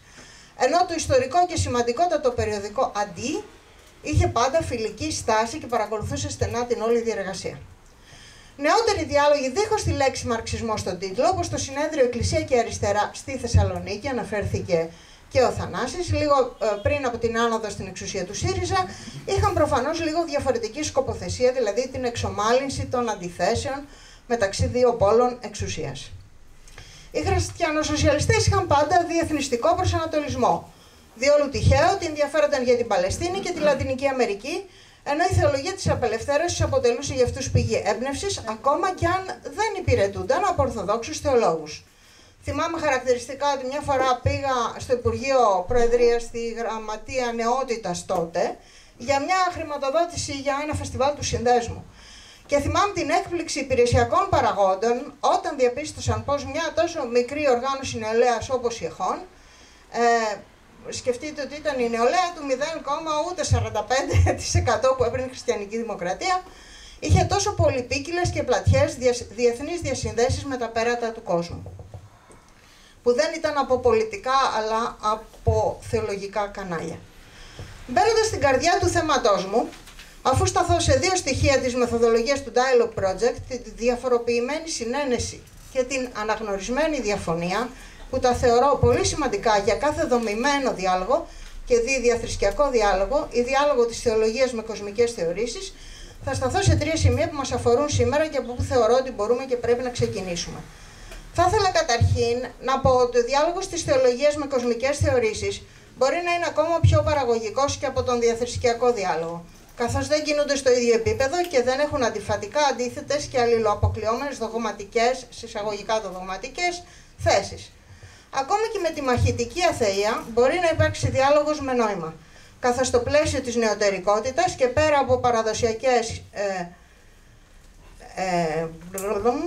από παραδοσιακές αντιλήψεις της κοινωνίας που αφορούν ένα νοσταλγικό αλλά ανεδαφικό παρελθόν, η αθεία είναι συχνά η κατάσταση εκκίνησης των ανθρώπων σήμερα. Ενυπάρχει στη σκέψη και στα αισθήματα και κάθε πιστού. Είναι μια αφετηρία για το ταξίδι της πίστης, όπως το τεκμηριώνω αναλυτικά στη μελέτη μου για την αθεία και υπέροχα συμπυκνώνεται και στην Ευαγγελική ρίση «Πιστεύω, Κύριε, βοήθημη την απιστία». Αυτά τα έχει πει ο Μέγας Δοστογεύσκη πολύ ωραία. Τρεις μεγάλους άξονες διακρίνω που αξίζει να θέσει κανείς ξεκινώντας εκ νέου έναν χριστιανομαρξιστικό διάλογο. Πρώτον, η σχέση κεφαλαίου και εργασίας. Μιλώντας από χριστιανική σκοπιά, το Ευαγγέλιο συχνά καταγγέλει τον πλούτο, αναρωτώμενο αν αυτός προέρχεται από αδικίες. Άλλοτε παρουσιάζει πλούσιους και μη ελεήμονες να βασανίζονται στην κόλαση, καθώς τα προνόμια του πλούτου δεν συνεχίζουν στη μεταθάνατον ζωή. Άλλοτε ζητείται η ολική απάρνηση του πλούτου, όπως τον άρχοντα του κατά Ιωάννη Ευαγγελίου στο κεφάλαιο 18. Πάντα και σε κάθε περίπτωση ζητείται η χρηστή διαχείριση του πλούτου με κανόνες δικαιοσύνης και ελεημοσύνης. Αυτό πατά και στην Ιουδαϊκή παράδοση με την ολική διαγραφή χρεών κάθε Ιωβιλέο έτος και τη μερική διαγραφή κάθε Σαββατικό έτος. Αν σκεφτούμε την αγωνία της ελληνικής κοινωνίας με το ζήτημα των χρεών της, του δημόσιου και των ιδιωτικών, θα δούμε πόσο μπροστά είναι το Ευαγγέλιο σε σχέση με τη σημερινή διαχείριση. Υπάρχει μία παραβολή μόνο, αυτή των ταλάντων, που μιλά θετικά για την παραγωγή πλούτου και προάγει μιας μορφής επιχειρηματικότητα. Συνάμα υπάρχουν πάρα πολλές αναφορές στα εργατικά δίκαια, την απόδοση του εργατικού μισθού αυτόχρημα, αμέσως δηλαδή, αλλά υπάρχουν και κάποιες παραδοξότητες, όπως ότι ο εργάτης της τελευταίας ώρας θα αμοιφθεί όπως και της πρώτης, που αναφέρονται στη μετάνοια και τη βασιλεία των ουρανών. Σε αυτή την ίδια βασιλεία, που την έχουν ίσως περιφρονήσει οι κλητοί βάσει κοινωνικού πρωτοκόλου, έχουν κεντρική θέση οι ζητιάνοι και οι απόκληροι, όπως μας λέει η παραβολή των βασιλικών γάμων. Αλλά και το Ευαγγέλιο της τελικής κρίσης έχει ένα μόνο κριτήριο, τη βοήθεια προς τους ελαχίστους. Αν και συχνά στην ιστορία της Εκκλησίας η βοήθεια προς τους ελαχίστους στηρίθηκε σε ένα εκρεμές ανάλογο με την προσκόλληση στους ισχυρούς, η Πατερική Γραμματεία επιμένει στην ίδια κατεύθυνση και μάλιστα αρνείται τον τοκισμό, κατ' επέκταση όλη τη χρηματιστική οικονομία. Στις σημερινές αντιθέσεις κεφαλαίου και εργασίας, η εργασία χάνει διαρκώς έδαφος. Όχι μόνο από την τεχνολογική πρόοδο που έχει υποκαταστήσει πολλά επαγγέλματα και μέσω AI ακόμα περισσότερα στο παρόν και στο μέλλον, όχι μόνο από την εργαλειοποίηση του μεταναστευτικού προβλήματος, για το οποίο χρειάζεται μια άλλη τεράστια συζήτηση, προκειμένου να παγιωθεί η αξιοποίηση φτηνών εργατικών χεριών και στη Δύση, όχι μόνο από την παγκοσμιοποίηση που παράγει sweatshops και ιονή δηλοκτητική εργασία κάπου μακριά, που δεν βλέπουμε, ή τη γενικότερη διεύρυνση των παγκόσμιων ανισοτήτων, όχι μόνο από τους διαρκείς περιφερειακούς ή και λιγότερο περιφερειακούς πολέμους, αλλά και από τις κεντρικές πολιτικές αναδιανομής πλούτου υπέρ του κεφαλαίου. Ζούμε σε καθεστώς χρηματιστικής οικονομίας με πρωτοφανή σε έκταση φούσκες και σεισμογενείς συνθήκες. Η αναταράξη του καπιταλισμού δεν είναι η εξαίρεση, είναι ο τρόπος λειτουργίας του. Και δεν είναι διόλου αυτονόητο ότι η Εκκλησία ή οι χριστιανοί θα νιώθουν άνετα σε ένα τέτοιο σύστημα. Η μετεξέλιξη του καπιταλισμού σε ολοκληρωτικό έχει να κάνει και με την απουσία ή παρουσία εν ανεπαρκεία των αριστερών, μαρξιστικών ιδεών και αντιστάσεων. Ενώ σημειώνεται ήδη το τέλος του αστικού πολιτισμού, διαπιστώνεται ότι ζούμε σε μια μεταδημοκρατία με τεράστιο πρόβλημα εκπροσώπησης, τα πολύ συχνά προβλήματα τις οποίες έχουν αναλύσει πολύ σοβαροί στοχαστές και πέραν του μαρξισμού να αναφερθώ στο Τζόμσκι. Ο οικονομικός αυτός ολοκληρωτισμός του κεφαλαίου συνδέεται σήμερα την εποχή της αποπαγκοσμιοποίησης με γεωπολιτικές εξελίξεις. Και η γεωπολιτική προσέγγιση είναι εν γενός αντιδραστική, καθώς αντιλαμβάνεται λαούς ή και υπερεθνικούς σχηματισμούς και οργανισμούς ως ενότητα, ενιαίο όλο, εξίσου ψευδεπίγραφα με τον τρόπο με τον οποίο παλιότερο ο φασισμός θεωρούσε το έθνος ως όλο, παραγράφοντας τις εσωτερικές του κοινωνικές αντιθέσεις. Για τους λόγους αυτούς, η μαρξιστική ανάλυση, ο ιστορικός υλισμός, η ανάδειξη των κοινωνικών αντιθέσεων υπέρ των εργατών, θα λέγαμε κάποτε, σήμερα θα μπορούσαμε να πούμε υπέρ του κόσμου της εργασίας, είναι πολύ σημαντική και χρειαζόμενη περισσότερο από ό,τι ποτέ. Δυστυχώς, τα δικαιώματα επιμέρους κοινωνικών ομάδων εμφανίζονται συχνά ως επιμέρους αιτήματα. Κάτι που θαμπώνει τη θεμελιώδη διάκριση κεφαλαίου και εργασίας και κατακαιρματίζει έτσι περαιτέρω την κοινωνία σε ομάδες, περίκλειστες συχνά, μιλώ για αυτό που συνήθως λέμε identity politics, και που δεν έχουν να παρουσιάσουν πάντα έναν καταλυτικό και δυναμικό εναλλακτικό πρόταγμα που να αφορά την κοινωνική πλειοψηφία. Αν λοιπόν κάποιος κατηγορεί στον μαρξισμό για εχθροπάθεια προς τους πλουσίους και μεροληψία, αυτό είναι ένα ζήτημα που ίσως δεχτεί κριτική όντως από χριστιανική σκοπιά, καθώς επιθυμούμε εν εκκλησία τη συμπερίληψη όλων. Αν όμως παραγράψει κανείς τη μαρξιστική ανάλυση και περάσει σε άλλες μεταμοντέρνες ιδέες και πρακτικές που ευαγγελίζονται κοινωνική απελευθέρωση, θα διαπιστώσει κανείς ότι συχνά πάσχουν από τραγική κοινωνική μοιοπία και ακόμα μεγαλύτερο έλλειμμα επικοινωνίας με την οποιαδήποτε εταιρότητα, καθώς ενδιαφέρονται μόνο για περιορισμένα αιτήματα μικρών κοινωνικών ομάδων με ποικίλες ιδιαιτερότητες, θυμίζοντας έτσι σχεδόν θρησκευτικού τύπου σέκτες και περίκλειστες κοινότητες. Δεύτερον, το ζήτημα της ελευθερίας. Σε μη μαρξιστικό καπιταλιστικό πλαίσιο, η ελευθερία κατανοείται σήμερα κυρίως ως ατομική ελευθερία, ενώ σε μαρξιστικό κυρίως ως κοινωνική απελευθέρωση. Η ελευθερία έκφρασης είναι το πρόταγμα των μεν, η οποία όμως φαλκιδεύεται από την ισχύ και την εμβέλεια των φωνών στη βάση οικονομικής και άλλης ισχύως. Ή μια ελευθερία καταναλωτικών επιλογών. Μπορώ να έχω 100 οδοντόβουρτσες στο ράφι, μέντα, πορτοκάλι, τούτο το άλλο, ό,τι θέλουμε. Η ελευθερία προσδιορισμού των μέσων παραγωγής, σχεδιασμού της οικονομίας από το κοινωνικό υποκείμενο και κατ' επέκταση η κοινωνική απελευθέρωση είναι το ζήτημα που απασχολεί ιδίως τους ΔΕ. Μια αντιδιαστολή ατόμου και κοινωνίας είναι εξάλλου γενικότερα στην ημερήσια διάταξη και σε καπιταλιστικό πλαίσιο τονίζονται οι ατομικές ελευθερίες, ενώ ο μαρξισμός έχει δεχτεί αρκετή κριτική για καταστολή των ατομικών ελευθεριών σε μια κοινωνιοκεντρική προσέγγιση και σε μια ολοκληρωτική ενδοκοσμική εσχατολογία. Αφορά κυρίως τον υπαρκτό. Τελειώνω.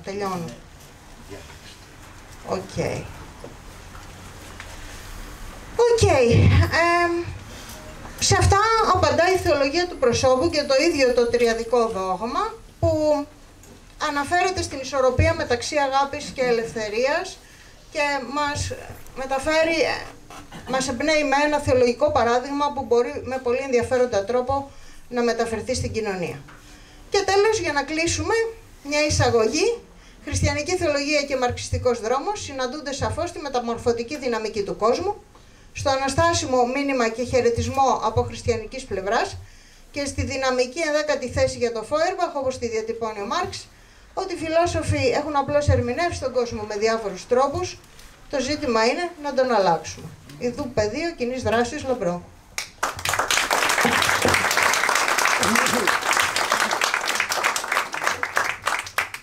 Ευχαριστούμε πολύ την Εύη Βουλγαράκη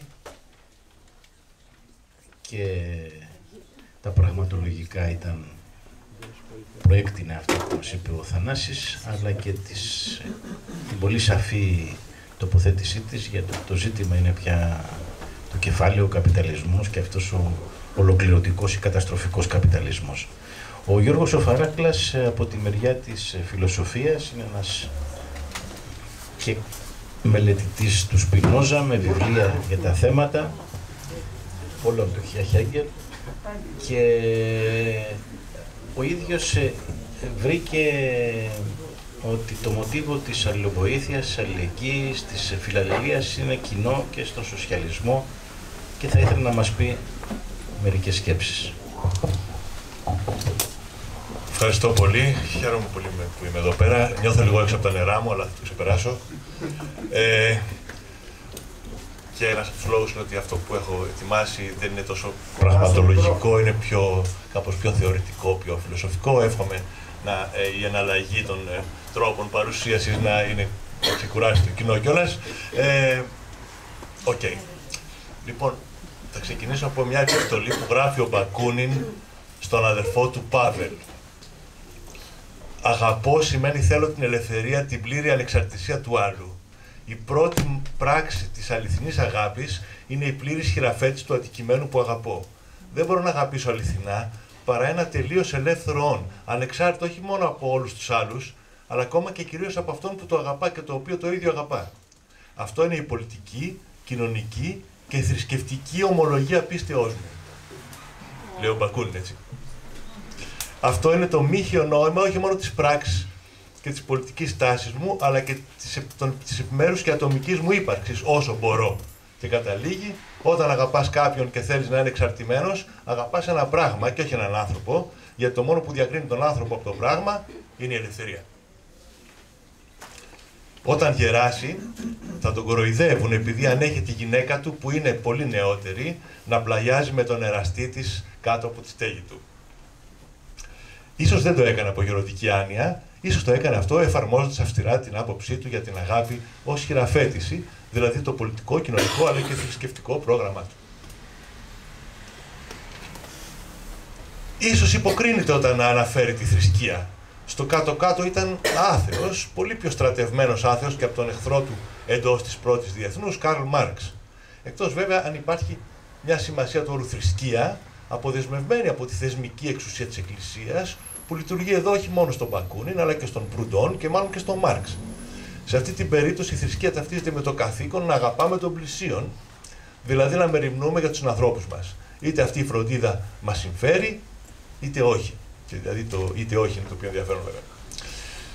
Η υπέρβαση του ατομικού συμφέροντός μας, η προθυμία να θυσιαστούμε για τον άλλο άνθρωπο, χωρίς εθνικούς αποκλεισμούς, είναι το θρησκευτικό στοιχείο σε αυτό το πρόγραμμα. Για ποια θρησκεία πρόκειται? Δηλαδή, για την ακρίβεια, ποια ιστορική θρησκεία αντιστοιχεί καλύτερα σε μια τέτοια γενική έννοια? Θα έλεγα ο χριστιανισμός, γιατί ο Ιησούς συνοψίζει τις εντολές σε μία. Αγάπα τον Θεό και τον πλησίον σου ως εαυτόν. Όπως λέει ο χριστιανός μαρξιστής Τέρι Ίγκλετον, ο μη Θεός ή αντίθεος της Γραφής ζητάει μόνο την αλληλοβοήθεια. Πράγματι, στη Δευτέρα Παρουσία, σύμφωνα με το κείμενο του Ματθαίου, θα σωθούν αυτοί που όχι αυτοί που νήστεψαν αλληλεπώς ή εκείνοι που σύχναζαν τακτικά στην Εκκλησία, αλλά αυτοί που δώσαν στον πεινασμένο Θεό να φάει, στον διψασμένο Θεό να πιει, στον ξένο Θεό καταφύγιο, στον γυμνό Θεό ρούχα, αυτοί που επισκέφθηκαν τον φυλακισμένο Θεό και τον άρρωστο Θεό. Αυτοί αγαπούν τον Θεό, θα πει κανείς. Όμως ο Θεός δεν πεινά, δεν διψά, δεν είναι ξένος, δεν είναι γυμνός, δεν φυλακίζεται και δεν αρρωσταίνει. Αυτή ήταν και η απορία των σωσμένων στην αφήγηση του Ματθαίου. Κύριε, πότε σε είδαμε να πεινάς και σε θρέψαμε, ή να διψάς και σου δώσαμε να πιείς? Πότε σε είδαμε ξένο και σε περιμαζέψαμε, ή γυμνό και σε ντύσαμε? Πότε σε είδαμε άρρωστο ή φυλακισμένο και ήρθαμε να σε επισκεφτούμε? Είναι η μετάφραση που είναι αναγνωρισμένη από το Πατριαρχείο. Ποτέ δεν συνέβη αυτό. Η εντολή να αγαπάς τον Θεό ανάγεται στην εντολή να αγαπάς τον πλησίον. Αφού τα κάνατε αυτά για έναν από τους πιο άσημους αδερφούς μου, το κάνατε για μένα. Η αγάπη προς το υπερβατικό καθιστά στα αλήθεια τον άλλο άνθρωπο υπερβατικό. Τον καθιστά ιερό, όπως λέμε, χωρίς πολλές φορές να συνειδητοποιούμε τι λέμε. Ο Θεός των χριστιανών έπαψε να είναι υπερβατικός. Αυτό το νόημα αποδίδει ο Αίγελος, για παράδειγμα, αυτόν μελετάω πιο πολύ στην ενανθρώπιση. Αφού οι άνθρωποι πίστεψαν ότι τούτος εδώ ο άνθρωπος είναι ο Θεός, συνειδητοποίησαν ότι η ανθρώπινη φύση δεν είναι ξένη προς τη Θεία Φύση. Πράγματι, αν ο Θεός τον οποίο πιστεύει είναι αγάπη, αν δεν είναι ένα όν, μια ουσία που κατά τα άλλα έχει την ικανότητα να αγαπά, αν η αγάπη δεν είναι το κατηγόρημα ένα μεταξύ άλλων, αλλά το υποκείμενο, αν εκφράσει την ουσία του Θεού, τότε το να αγαπάς τον Θεό είναι να αγαπάς την αγάπη, και όταν θα κριθείς λοιπόν για τις πράξεις αγάπης σου προς τους ανθρώπους. Ο Μάρξ, μιλώντας για τη δημοκρατία, λέει ότι έχει την ίδια σχέση με τα άλλα πολιτεύματα που έχει ο χριστιανισμός με τις άλλες θρησκείες. Τι εννοεί με αυτό? Εννοεί ότι, όπως έχει δείξει ο Αίγελος, λέγαμε, ο χριστιανισμός είναι η τελευταία θρησκεία με τη μη χρονολογική έννοια, ότι προδίδει το μυστικό όλων των άλλων θρησκειών, ότι η ανθρώπινη φύση δεν διαφέρει ουσιοδός από τη θεϊκή. Ο χριστιανισμός ταυτίζει τον Υιό του Θεού με τον Υιό του ανθρώπου, καταργεί το φόβο, το νούμεν, που όριζε ο Ρούντολφ Ότο στις αρχές του 20ου αιώνα ως το χαρακτηριστικό του ιερού σε όλες τις θρησκείες, δηλαδή ως το φόβο, κάτι που φοβόμαστε. Ο Σλάγερμάχερ, μεγάλος προτεστάντης θεολόγος, όριζε τη θρησκεία ως ένα συναίσθημα εξάρτησης. Ο Αίγελος, συγγνώμη το αναφέρω, αλλά ναι, είπαμε, αντέτεινε χαριτολογώντας πως το αίσθημα εξάρτησης, δηλαδή η υποταγή, αν ορίζει αυτό το θρησκευόμενο, τότε ο σκύλος που υποτάσσεται πλήρως στο αφεντικό του είναι ο κατεξοχήν πιστός. Ο Αίγελος ορίζει τον χριστιανισμό ως ανώτερο, διότι τον ερμηνεύει ως ανατίμηση και ιεροποίηση, θα λέγαμε, του ανθρώπου, δηλαδή ως μια θρησκεία της αγάπης του άλλου, που τον αγαπά γιατί είναι μη εξαρτημένος από μένα και από τίποτα το υπερβατικό, το σκοτεινό, το ζωφερό. Μια θρησκεία που τον αγαπά, σαν να ήταν η ενσάρκωση του ίδιου του Θεού, που ήρθε σαν τον κλέφτη ανάμεσά μας. Αυτή την άποψη υιοθετεί και π.χ. ο Μάρξ το 1843, όταν υποστηρίζει ότι η δημοκρατία είναι απέναντι στα άλλα πολιτεύματα, ότι είναι ο χριστιανισμός απέναντι στις άλλες θρησκείες. Ναι, sorry. Εννοεί ότι η δημοκρατία προδίδει το αντίστοιχο μυστικό, ότι όλα τα πολιτεύματα είναι βασισμένα στον άνθρωπο, δηλαδή στη συνένεση των αρχομένων, παρόλο που εμφανίζονται ως υπερβατικά. Έτσι ο χριστιανισμός, θρησκεία της αλληλεγγύης, αντιστοιχεί στη δημοκρατία, το πολίτευμα που όλοι αλλοαναγνωρίζονται τα ίδια δικαιώματα. Σε ένα πρόσφατο άρθρο του για τις σχέσεις μαρξισμού και χριστιανισμού, ο Γιώργος Κρανιδιώτης, ένας φίλος μου, αναφέρει ότι η έννοια της πράξεως στο Μάρξ λύνει το παραδοσιακό πρόβλημα αν φταίει ο κλέφτης ή οι συνθήκες για το φαινόμενο της κλοπής. Σε γενικό επίπεδο, έτσι. Αναφέρει ότι ο Ιωάννης ο Χρυσόστομος κατηγορεί τις συνθήκες, όπως ο Μάρξ. Ότι ο Γρηγόριος Νήσης προτείνει να ανατραπούν οι υπεύθυνες οικονομικές συνθήκες. Δηλαδή, όπως θα πει ο Μάρξ, το οικονομικό-πολιτικό σύστημα. Όμως, η έννοια της πράξεως στο Μάρξ παραμένει βέβαια ενταγμένη στο πλαίσιο της ιστορίας και της κοινωνίας. Όχι με τη θρησκευτική έννοια της κομμούνιο, της Θείας Κοινωνίας, αλλά της σοκίετας, πολύ απλά. δηλαδή το ότι συνυπάρχουμε με άλλους. Από θεολογική σκοπιά, δηλαδή από την σκοπιά ότι η ανθρώπινη και θεϊκή φύση δεν είναι συμβατές και απλώς ενώθηκαν άπαξ στον Ιησού, μπορεί να πει κανείς ότι η πράξη του Μάρξ παράγει μεν την αλήθεια, δηλαδή γεννά νέες έννοιες, νέους θεσμούς, νέους κοινωνικούς όρους διαβίωσης, αλλά αυτό δεν ταυτίζεται με το ατομικό βίωμα του πιστού, την αληθινή ζωή που αυτός κατακτά μέσω της Θείας Κοινωνίας. Όσα κοινά στοιχεία και αν υπάρχουν μεταξύ μιας θρησκείας και μιας φιλοσοφίας, κάτι διαφορετικό παραμένει πάντα, το οποίο δεν έχει μόνο να κάνει με το γεγονός ότι η θρησκεία έχει συνήθως μεγαλύτερη απήχηση στον κόσμο, ούτε με το ότι μια φιλοσοφία, όταν αποκτήσει ανάλογο μεγέθους επίχυση όπως ο μαρξισμός τον 20ο αιώνα, τείνει να μετατραπεί κατά την ανθρώπων σε θρησκεία. Έτσι. Έχει να κάνει με το φαινόμενο της ελευθερίας. Η θρησκεία, όπως έχει υποθεί νομίζω σωστά, περιέχει πάντα ένα σημείο όπου η αλήθεια απαιτεί υποταγή. Εν τούτης, θα πρέπει να προσθέσει κανείς ότι αν δεν έχει να κάνει με τη δική μου ελευθερία, ο πιστός ταπεινώνεται μπροστά στο Θεό, έχει πολλά να κάνει με την ελευθερία των άλλων. Εδώ η φιλοσοφία και η θρησκεία μπορούν να συμπλέψουν. Όπως φαίνεται άλλωστε στον Μπακούνι που ανέφερα στην αρχή. Ο Λούθυρος στρεφόταν κατά των εξεγερμένων αγροτών, όπως ξέρετε, λέγοντάς τους ότι ο χριστιανός υπομένει την αδικία και την καταπίεση χωρίς να εξεγείρεται. Όταν όμως σε άλλο κείμενο τίθεται το θέμα αν θα πρέπει να σκοτώσουμε αθώους υπακούοντας τον άρχοντά μας, ο ίδιος θεολόγος λέει έφνης, όχι. Καλύτερα να πεθάνει ο χριστιανός παρά να διαπράξει την αμαρτία που τον διατάσσει να διαπράξει ο άρχοντάς του. Η οικία ελευθερία μπορεί να είναι αναλώσιμη λοιπόν, όχι όμως η ζωή και η ελευθερία των άλλων. Αυτή η στάση δεν προσδιορίζει μόνο τον διαμαρτυρόμενο, νομίζω, θα έλεγα ότι είναι η στάση όλων των χριστιανών θεολόγων, αν δεν κάνω λάθος. Διορθώστε με. Η πολιτική είναι δευτερεύουσα σημασία για τον πιστό ως πιστό. Ο Ελίλ, Ζακ Ελίλ για παράδειγμα, λέει ότι δεν χρειάζεται ο χριστιανός να πολιτεύεται. Αν όμως το κάνει, πρέπει να πτάσετε υπέρ της ελευθερίας των άλλων. Τώρα, ότι ο Ελίλ θεωρεί πως αυτό θα έπρεπε να οδηγήσει τον χριστιανό να ενταχθεί στους αναρχικούς και όχι στους αυταρχικούς κομμουνιστές, όπως λέγονταν οι φίλοι του Μάρξ στην Πρώτη Διεθνή, είναι μάλλον μια λεπτομέρεια σε σχέση με το γεγονός ότι η αποχή από την πολιτική παραμένει μια θεμιτή χριστιανική στάση από χριστιανική σκοπιά. Αλλά και σε σχέση με το γεγονός ότι όταν ο χριστιανός θα πολιτευθεί, δεν μπορεί να ταχθεί υπέρ του ατομικισμού, του εγωισμού, της έλλειψης αλληλεγγύης, της απόθυσης των προσφύγων, της καταπίεσης των φτωχών, της καταπίεσης των γυναικών, της απόλυτης εξουσίας των πατεράδων επί των παιδιών τους.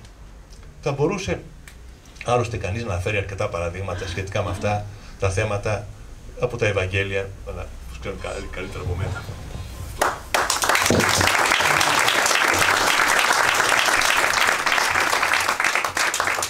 Ευχαριστούμε Γιώργο για τις ποικίλες αναγνώσεις στοχαστές τόσο απρόοπτους και τόσο ωφέλιμους. Ο Ιωσήφο Συνηγάγιας θα μας πει περίπου για την θεία κτήση, για τη φύση, για το περιβάλλον και τη σχέση της θρησκείας και της αριστεράς. Πολύ προκλητικός. Εγώ θα κάνω μια διπλή παρουσίαση, μια όρθιος και μια καθιστός. Πρώτα γιατί θέλω να βλέπω, για να με βλέπουν, και μετά όταν κουραστώ γιατί θα πρέπει να διαβάσω θα καθίσω, δεν θα είναι από αγένεια. Προσπαθώντας να συμπυκνώσω κάποια νοήματα τα οποία ένας δυσκολεύεται να εξάγει διαβάζοντας προφανή πράγματα μερικές φορές, έπεσε σε κάποιες δηλώσεις, κάποιες φράσεις. Θα σας πω αυτή την τελευταία, χθες το βράδυ. Γιατί κολλάει με ό,τι σχεδόν ακούστηκε λίγο πριν. Θα μου επιτρέψετε, την έχω μάθει απ' έξω. Λέει αυτή η φράση, θα σας πω ποιος την έχει πει. Έψαξα να βρω την ψυχή μου και δεν τη βρήκα. Έψαξα να βρω το Θεό και δεν τον βρήκα. Έψαξα να βρω τον φίλο μου και τους βρήκα και τους τρεις. Δεν ήταν εύκολο να κοιμηθώ μετά, δηλαδή άρχισα να ρωτιέμαι κι εγώ τώρα τι γίνεται εδώ. Η εισαγωγή αυτή δεν είναι απλά κατά τη δική μου εκτίμηση εντυπωσιακή, αλλά την ξαναβρίσκουμε εδώ, όχι έτσι. Αυτό είναι ένα από τα πράγματα τα οποία προτίθεμαι, ένα βιβλίο για το οποίο ήθελα να μιλήσω και θα μιλήσω. Είναι το Fratelli Tutti, οι αδελφοί όλοι, είναι η δεύτερη εγκύκλειος του πολύ ενεργού Πάπα, που από κάτω παίρνουν το προφανές αδελφές όλοι, γιατί είχε μια συζήτησούλα, μιλάει για την αδελφοσύνη. Αυτό ήταν ένα άλλο προβληματάκι για μένα, ίσως και για εσάς, ίσως όχι. Να διευκρινίσω στην κεφάλα μου ποια ήταν η διαφορά, όχι γρήγορη, αλλά μελετημένη, μεταξύ της αλληλεγγύης και της αδελφοσύνης. Και εκεί χρειάστηκαν περισσότερα βράδια για να το ξαναδώ, βοηθήθηκα από αναγνώσματα βέβαια και κατέληξα να θεωρώ και εγώ, γιατί πίστηκα, ότι η αδελφοσύνη, όπως την νοούμε και όπως την εξηγούν πλέον, είναι κάτι που εμπεριέχει μεν, άρα είναι πιο πλούσια από την απλή, όσο απλή μπορεί να υποθεί, αλληλεγγύη. Λέω αυτά σαν εισαγωγή γιατί και η μία εγκύκλειος και οι άλλοι κάνουν συνεχείς αναφορές, ανύποπτες, που τις περνάς εύκολα, αλλά δυσκολεύεσαι να τις εντοπίσεις για να καταλάβεις τι έχει οδηγήσει τον Πάπα να κάνει. 3, εκ των οποίων 2 θα σας πω 2 κουβέντες, εγκυκλίους από το 2015 που είναι η πρώτη, Laudato Si, και η δεύτερη το 19 που είναι το Fratelli Tutti που έχουμε εδώ μπροστά. Κάνει 2 εγκυκλίους γιατί διαπιστώνει ότι έχουν επέλθει 2 μορφών ρήξης απάνω στις οποίες τοποθετείται. Πρώτη ρήξη, άνθρωπος με τη φύση. Αυτό στοιχειοθετεί το λόγο για τον οποίο γράφει την πρώτη, Laudato Si. Μετά από 4 χρόνια, μια άλλη εν εξελίξη, αλλά εντονότερη ρήξη, ή έντονη κι αυτή, η ρήξη μεταξύ ανθρώπων, όπως αυτή εξελίσσεται. Αυτό λοιπόν τον οδηγεί και την πρώτη και τη δεύτερη, σαν συνέχεια η δεύτερη, να την αναπτύξει με μια προσέγγιση που η δική του αργεντίνικη ιστορία και οι ευαισθησίες, οι κοινωνικές οι δικές του, τον έκανε να ξεχωρίζει λιγουλάκι από τον συγκεκριμένο τρόπο που γίνονται οι εγκύκλοι ή αυτές που εμείς διαβάζουμε σε αυτές. Τώρα λοιπόν θα κάνω 2 αναφορές σε αυτές τις εγκυκλίους. Γιατί τις φτιάνει, τι προσδοκά, τι έχει γίνει από τότε. Γιατί οι εγκύκλοι, όπως όλα τα σοβαρά έγγραφα, γίνονται για να παράξουν κάποιο έργο. Η εγκύκλιος λοιπόν η πρώτη, η Laudato Si, έχει να κάνει με το Φραγκίσκο για όσους ξέρουν, ας πούμε, έτσι. Laudato Si, ο Κύριος. Έτσι. Γίνεται, όπως σας είπα, όχι τυχαία, το 2015. Ναι, 2015, που είναι για τους οικολογικά ενδιαφερόμενους που είναι όλοι, η περίπτωση της Συμφωνίας του Παρισιού. Έτσι εκεί τροφοδοτείται η συζήτηση σε έναν πιο θεσμικό τρόπο για την κλιματική κρίση.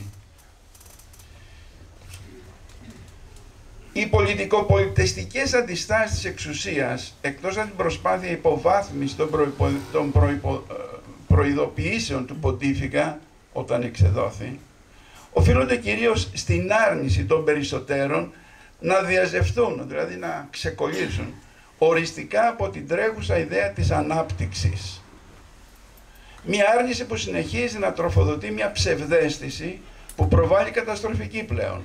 Δηλαδή, ότι η αύξηση της πίτας που πρέπει να μοιραστεί με βάση την ανάπτυξη δεν θα είχε βρει όρια στους σπόρους της βιόσφαιρας, στην αρπακτικότητα του καπιταλιστικού συστήματος και στην ιδιοποίηση του πλούτου που προέρχεται από την εργασία και τη φύση. Ακόμα και μέσα στον προοδευτικό χώρο, και η αριστερή, η έννοια της ανάπτυξης έχει τύχει μιας ευρείας ευνοϊκής υποδοχής, με την πεποίθηση ότι τα προηγμένα έθνη ή προηγμένα θα μπορούσαν να υποδείξουν και να επιβάλλουν μερικές φορές στις φτωχές χώρες το δρόμο που πρέπει να ακολουθήσουν για να ευθυγραμμιστούν και παραμετρηθούν με ένα και μοναδικό κανόνα, το ΑΕΠ.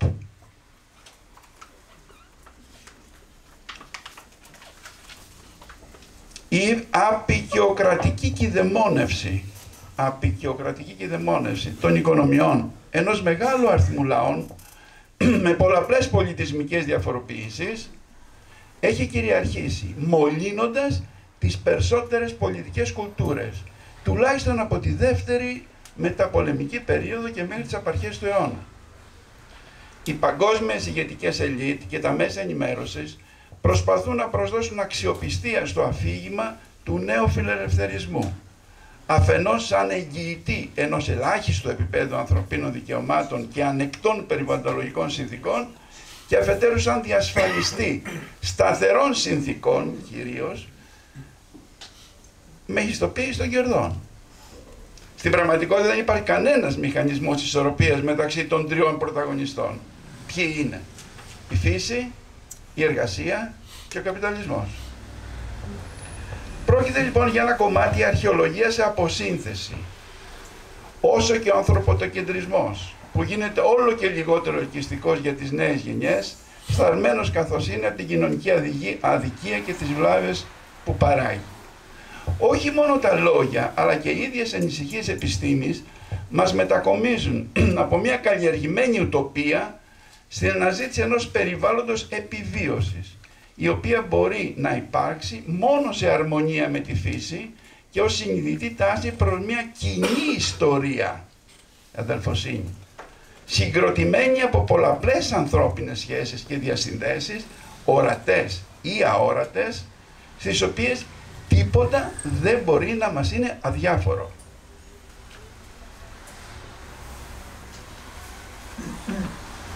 Βρισκόμαστε λοιπόν,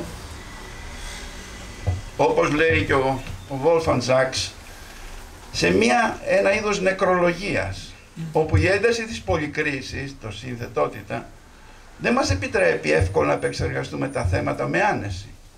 Ωστόσο μπορούμε να ρωτηθούμε γιατί και να προσπαθήσουμε να δούμε ποια βήματα έχουν γίνει προς τα μπρος με τη δεύτερη κύκλιο, τη Fratelli Tutti, αδέρφια όλοι, η οποία ασχολείται ρητά με την πολιτική. Ρητά το αναφέρει. La buona politica. Ασχολείται λοιπόν με την πολιτική, το πολιτικό υποκείμενο που πρέπει να επαναπροσδιοριστεί την περίοδο που ο Τραμπ 2, όταν έγινε αυτό ήταν ο Τραμπ 1, τώρα είναι 2, δεν είναι ένα επαναλαμβανόμενο ατύχημα, αφού όχι μόνο στις ΗΠΑ αλλά και κοντά μας φουντώνουν κύματα οπισθοδρόμησης που καθευτίζονται απάνω του. Πιθανόν ο ίδιος ο Φραγκίσκος να αναγνώρισε ότι η Laudato Si, η πρώτη κύκλιος, υπερέβαλε σε αισιοδοξία και δεν παρήγαγε τα επιθυμητά αποτελέσματα της καταγγελίας. Επιπλέον, στην παγκόσμια σκηνή, με εξαίρεση μερικές μειοψηφίες φτωχοποιημένων χωρών, ο κόσμος της εργασίας, ευρύτερα, εγκλωβίστηκε στη δίνη των προβλημάτων της οικονομικής κρίσης, απόλυσε την όποια ενεργητικότητά του, ενώ στην κοινωνική αναταραχή που προκλήθηκε η δημοκρατία οπισθοχωρεί, αφήνοντας πεδίο διαθέσιμο για τη συνέχιση πολιτικών καταναλωτικής συμπεριφοράς αδιάφορης προς τα όρια της φύσης και προσανατολισμένης μόνιμα προς την οικονομία των ρεταλιών. Ξέρετε ποια είναι η οικονομία των ρεταλιών? Είναι τα σκάρτη. Είναι ό,τι περισσεύει. Κοιτάτε, είναι μια οικονομία. Δεν είναι ένα αποτέλεσμα μιας δράσης. Χαρακτηριστικά τα βιομηχανικά προϊόντα, όπως ξέρετε, δεν γίνονται για να διατηρούνται εν ζωή πολύ χρόνο. Ούτε προβλέπεται να ανακυκλωθούν, αλλά να ανακυκλωθούν μόνο. Δηλαδή, το σύνολο της οικονομίας βασίζεται στο σκάρτο. Εάν ξεπεράσουμε την έννοια του σκάρτου, όχι μόνο στην οικονομία, αλλά και στην κοινωνία, φτάνει να βγούμε προς τα έξω για να δούμε ότι υπάρχουν και άνθρωποι. Σκάρτα, σκάρτη. Έτσι, η νέα γενιά αυταρχικών ηγετών και πολυεθνικών εταιριών δεν έχουν εγκαταλείψει καθόλου την καταστροφική πολιτική. Αντίθετα, αισθάνονται ότι με το τέλος της εποχής των ορυκτών και τον περιορισμό της εξόρυξης των φυσικών πόρων, η επίθεση που επέφεραν τις τελευταίες δεκαετίες στα κοινά αγαθά και στις μη εύπορες τάξεις θα μπορούσε στο μέλλον να ανασχεθεί και να αντιστραφεί. Μπορεί να αναγεννηθεί μια αντίσταση και αυτός είναι ένας εγγενής φόβος. Για το παγκοσμιοποιημένο καπιταλισμό φαίνεται να έχει έρθει η ώρα να οξυνθεί η σύγκρουση. με τη μάζα των μισθωτών. Και για να γίνει πιο καταπιεστική η αποξένωσή των τόσο από την εργασία όσο και από τη φύση. Με το πρόσχημα μιας νέας αναμέτρησης κεφαλαίου εργασίας στις νέες συνθήκες, το νέο υπόδειγμα άρχισε να καλλιεργείται εντελώς ασυμβίβατο με τη σκέψη του Ποντίφικα ότι δεν θα υπάρχει πλέον χώρος για όλους τους απορριφθέντες ρετάλια του πλανήτη. Δεν προβλέπεται πλέον, ή έτσι πάει. Η ηρωοποίηση και η ιεροποίηση του ΑΕΠ και ο ρόλος του χρηματοπιστωτικού τομέα θα επιχειρηθεί να διασφαλίσει ευνοϊκές συνθήκες για την ανάπτυξη ενός ακόμα πιο εχθρικού και άπλιστου ανταγωνισμού μέσω των αγορών. Ακόμη και για την ίδια ιδέα της ανάπτυξης θα μπορούσε να γίνει ανεκτή μια ελεγχόμενη δόση αμφισβήτησης, χτίζοντας έγκαιρα ισχυρά αναχώματα στη διάβρωσή της μέσω του πρασινίσματός της.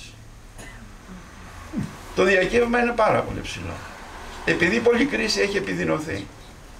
Και είναι επομένως σε ένα επιβαρημένο πλαίσιο που πρέπει να αξιολογήσουμε την επίδραση της Laudato Si της πρώτης εγκυκλίου στην οικολογική συζήτηση με τη Fratelli Tutti στην πολιτικοκοινωνική της διάσταση. Ο κόσμος στον οποίο απευθύνεται ο Φραγκίσκος βιώνει τις νέες δυσμενείς συνθήκες και αντιλαμβάνεται την ανάγκη αναδιάρθρωσης της οικονομίας για παραγωγή αξιών συμβιωτικής χρήσης. Αξιών συμβιωτικής χρήσης. Αν στο αξίες βάλτε και αγαθά, δεν είναι μακριά. Και της διασφάλισης όρων αξιοπρέπειας εργασίας, που είναι προϋποθέσεις για διασφάλιση περιβαλλοντικής φροντίδας και κοινωνικής δικαιοσύνης. Ο Φραγκίσκος εκφράζει ρητά την προσμονή που τρέφει για την ανάληψη εκ μέρους της πολιτικής πρωτοβουλειών για τη ριζική επανατοποθέτησή της σε όλο το εύρος των επιβεβλημένων οικονομικών και κοινωνικών διαθροτικών αλλαγών που οι συνθήκες επιβάλλουν σε μια περίοδο καλπάουσας εθνικιστικής, λαϊκίστικης και ξενοφοβικής υποστροφής. Η διάγνωση και η κριτική του Φραγκίσκου είναι αντικειμενική και αναλυτική, αλλά η pars construens, αν και εμπεριστατωμένη και πιστική, έχει αδυναμίες. Λείπει ένα σοβαρό συνθετικός κρίκος. Η αδελφοσύνη και η παγκόσμια αγάπη δεν έχουν αποκτήσει ακόμα τη δύναμη που ενέπνευσε τα κινήματα, τα πολιτικά κινήματα στο όνομα της ελευθερίας και της ισότητας. Εκτός αν με την αντιστροφή που γίνεται αντιληπτή στην επιστολή ως μια νέα ιεράρχηση του τριπτύχου ελευθερία, ισότητα, αδελφοσύνη, επιδοτηθεί η αξιακή υπεροχή της αδελφοσύνης μεταξύ των ατόμων και φίλων και μια νέα σχέση μεταξύ αυτών και της φύσης που διαμεσολαβείται από την εργασία. Ένα έργο που, όπως τα έλεγε ο Μάρξ και ο Έγγελς στα μέσα του 19ου αιώνα, προάγει τη διάσταση της εξανθρωπημένης φύσης χωρίς να υποβαθμίζει την αρχαίγονη φιλική της διάσταση. Δηλαδή, εργασία που αυτοπεριορίζεται στη δημιουργία αξιών συμβιωτικής χρήσης, σε έναν κόσμο του οποίου η επάρκεια αντικαθιστά την απόδοση και το κέρδος πάβει να ταυτίζεται με την επιχειρηματική δραστηριότητα. Στη δύσκολη αυτή πορεία, δύο βεβαιότητες παραμένουν σε κληρονομημένη εκκρεμότητα. Η επανεκτίμηση της μνήμης ως πηγής απαναλωτρίωτων αξιών και η απόδοση εκπροσώπησης, εδώ θα ήθελα την προσοχή, εκπροσώπησης σε ό,τι βρίσκεται στον πάτο του βαρελιού της κοινωνικής και περιβαλλοντικής αδικίας. Να αποκτήσουν εκπροσώπηση, αυτοί που είναι στον πάτο. Έτσι δεν προκαλεί έκπληξη ότι ο Φραγκίσκος δηλώνει με σαφήνεια ότι το δικαίωμα στην ατομική, αυτό είναι quote, το δικαίωμα στην ατομική ιδιοκτησία μπορεί να θεωρηθεί μόνο ως δευτερεύον φυσικό δικαίωμα, που απορρέει από την αρχή του καθολικού προορισμού των παραχθέντων αγαθών. Με μια μετοπική επίθεση στον πυρήνα του καπιταλιστικού συστήματος. Και συνεχίζει, δεν φτάνει, επισημαίνοντας την κοινωνική λειτουργία οποιασδήποτε μορφής ατομικής ιδιοκτησίας. Αναμενόμενη έρχεται αμέσως μετά η αναφορά στην προσφυγή της συνειδητής καλλιέργειας αδελφοσύνης, ως αντίδοτο στον περιορισμό της ελευθερίας, ως πραγμάτωση ισότητας, η οποία αν οριστεί μόνο αφηρημένα, στην πραγματικότητα υπονομεύεται από τον ανταγωνιστικό ατομικισμό. Αξίζει εδώ να αναδειχθεί η προσέγγιση του Φραγκίσκου σχετική με την εργασία, που στην πρώτη εγκύκλιο έχει σκιαστεί από την ανησυχία για τον όλεθρο της φύσης. Ο Πάπας Φραγκίσκος αναδεικνύει με μεγαλύτερη ένταση την επιμονή του στην αξία της εργασίας ως αλληλέγγυου, αδελφικού, τελικά παγκόσμιου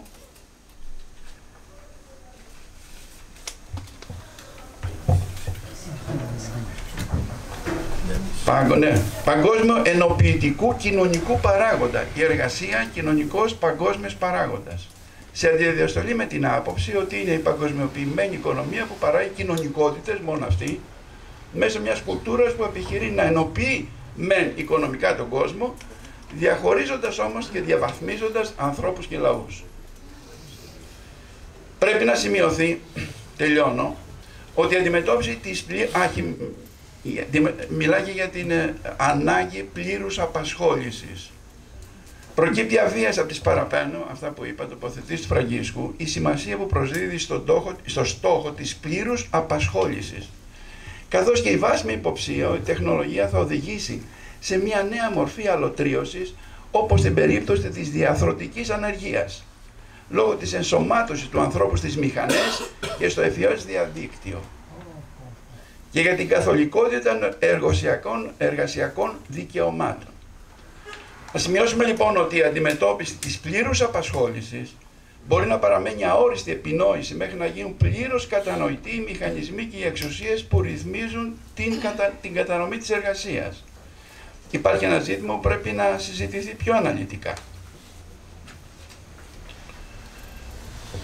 Ο φιλοσοφικός λοιπόν προβληματισμός που έχει αναπτυχθεί τον τελευταίο καιρό για τη σχέση ανθρώπου φύσης έχει διευρύνει τη συζήτηση περί δικαιωμάτων, εντάσσοντας σε αυτά όχι μόνο τα ανθρώπινα όντα, αλλά και τα μη, επανακαθορίζοντας το εύρος αξιών ικανό να συνεγείρουν την ανθρωπότητα σε ένα νέο υπόδειγμα ζωής, συμβατό και όχι αντιθετικό προς τη φύση.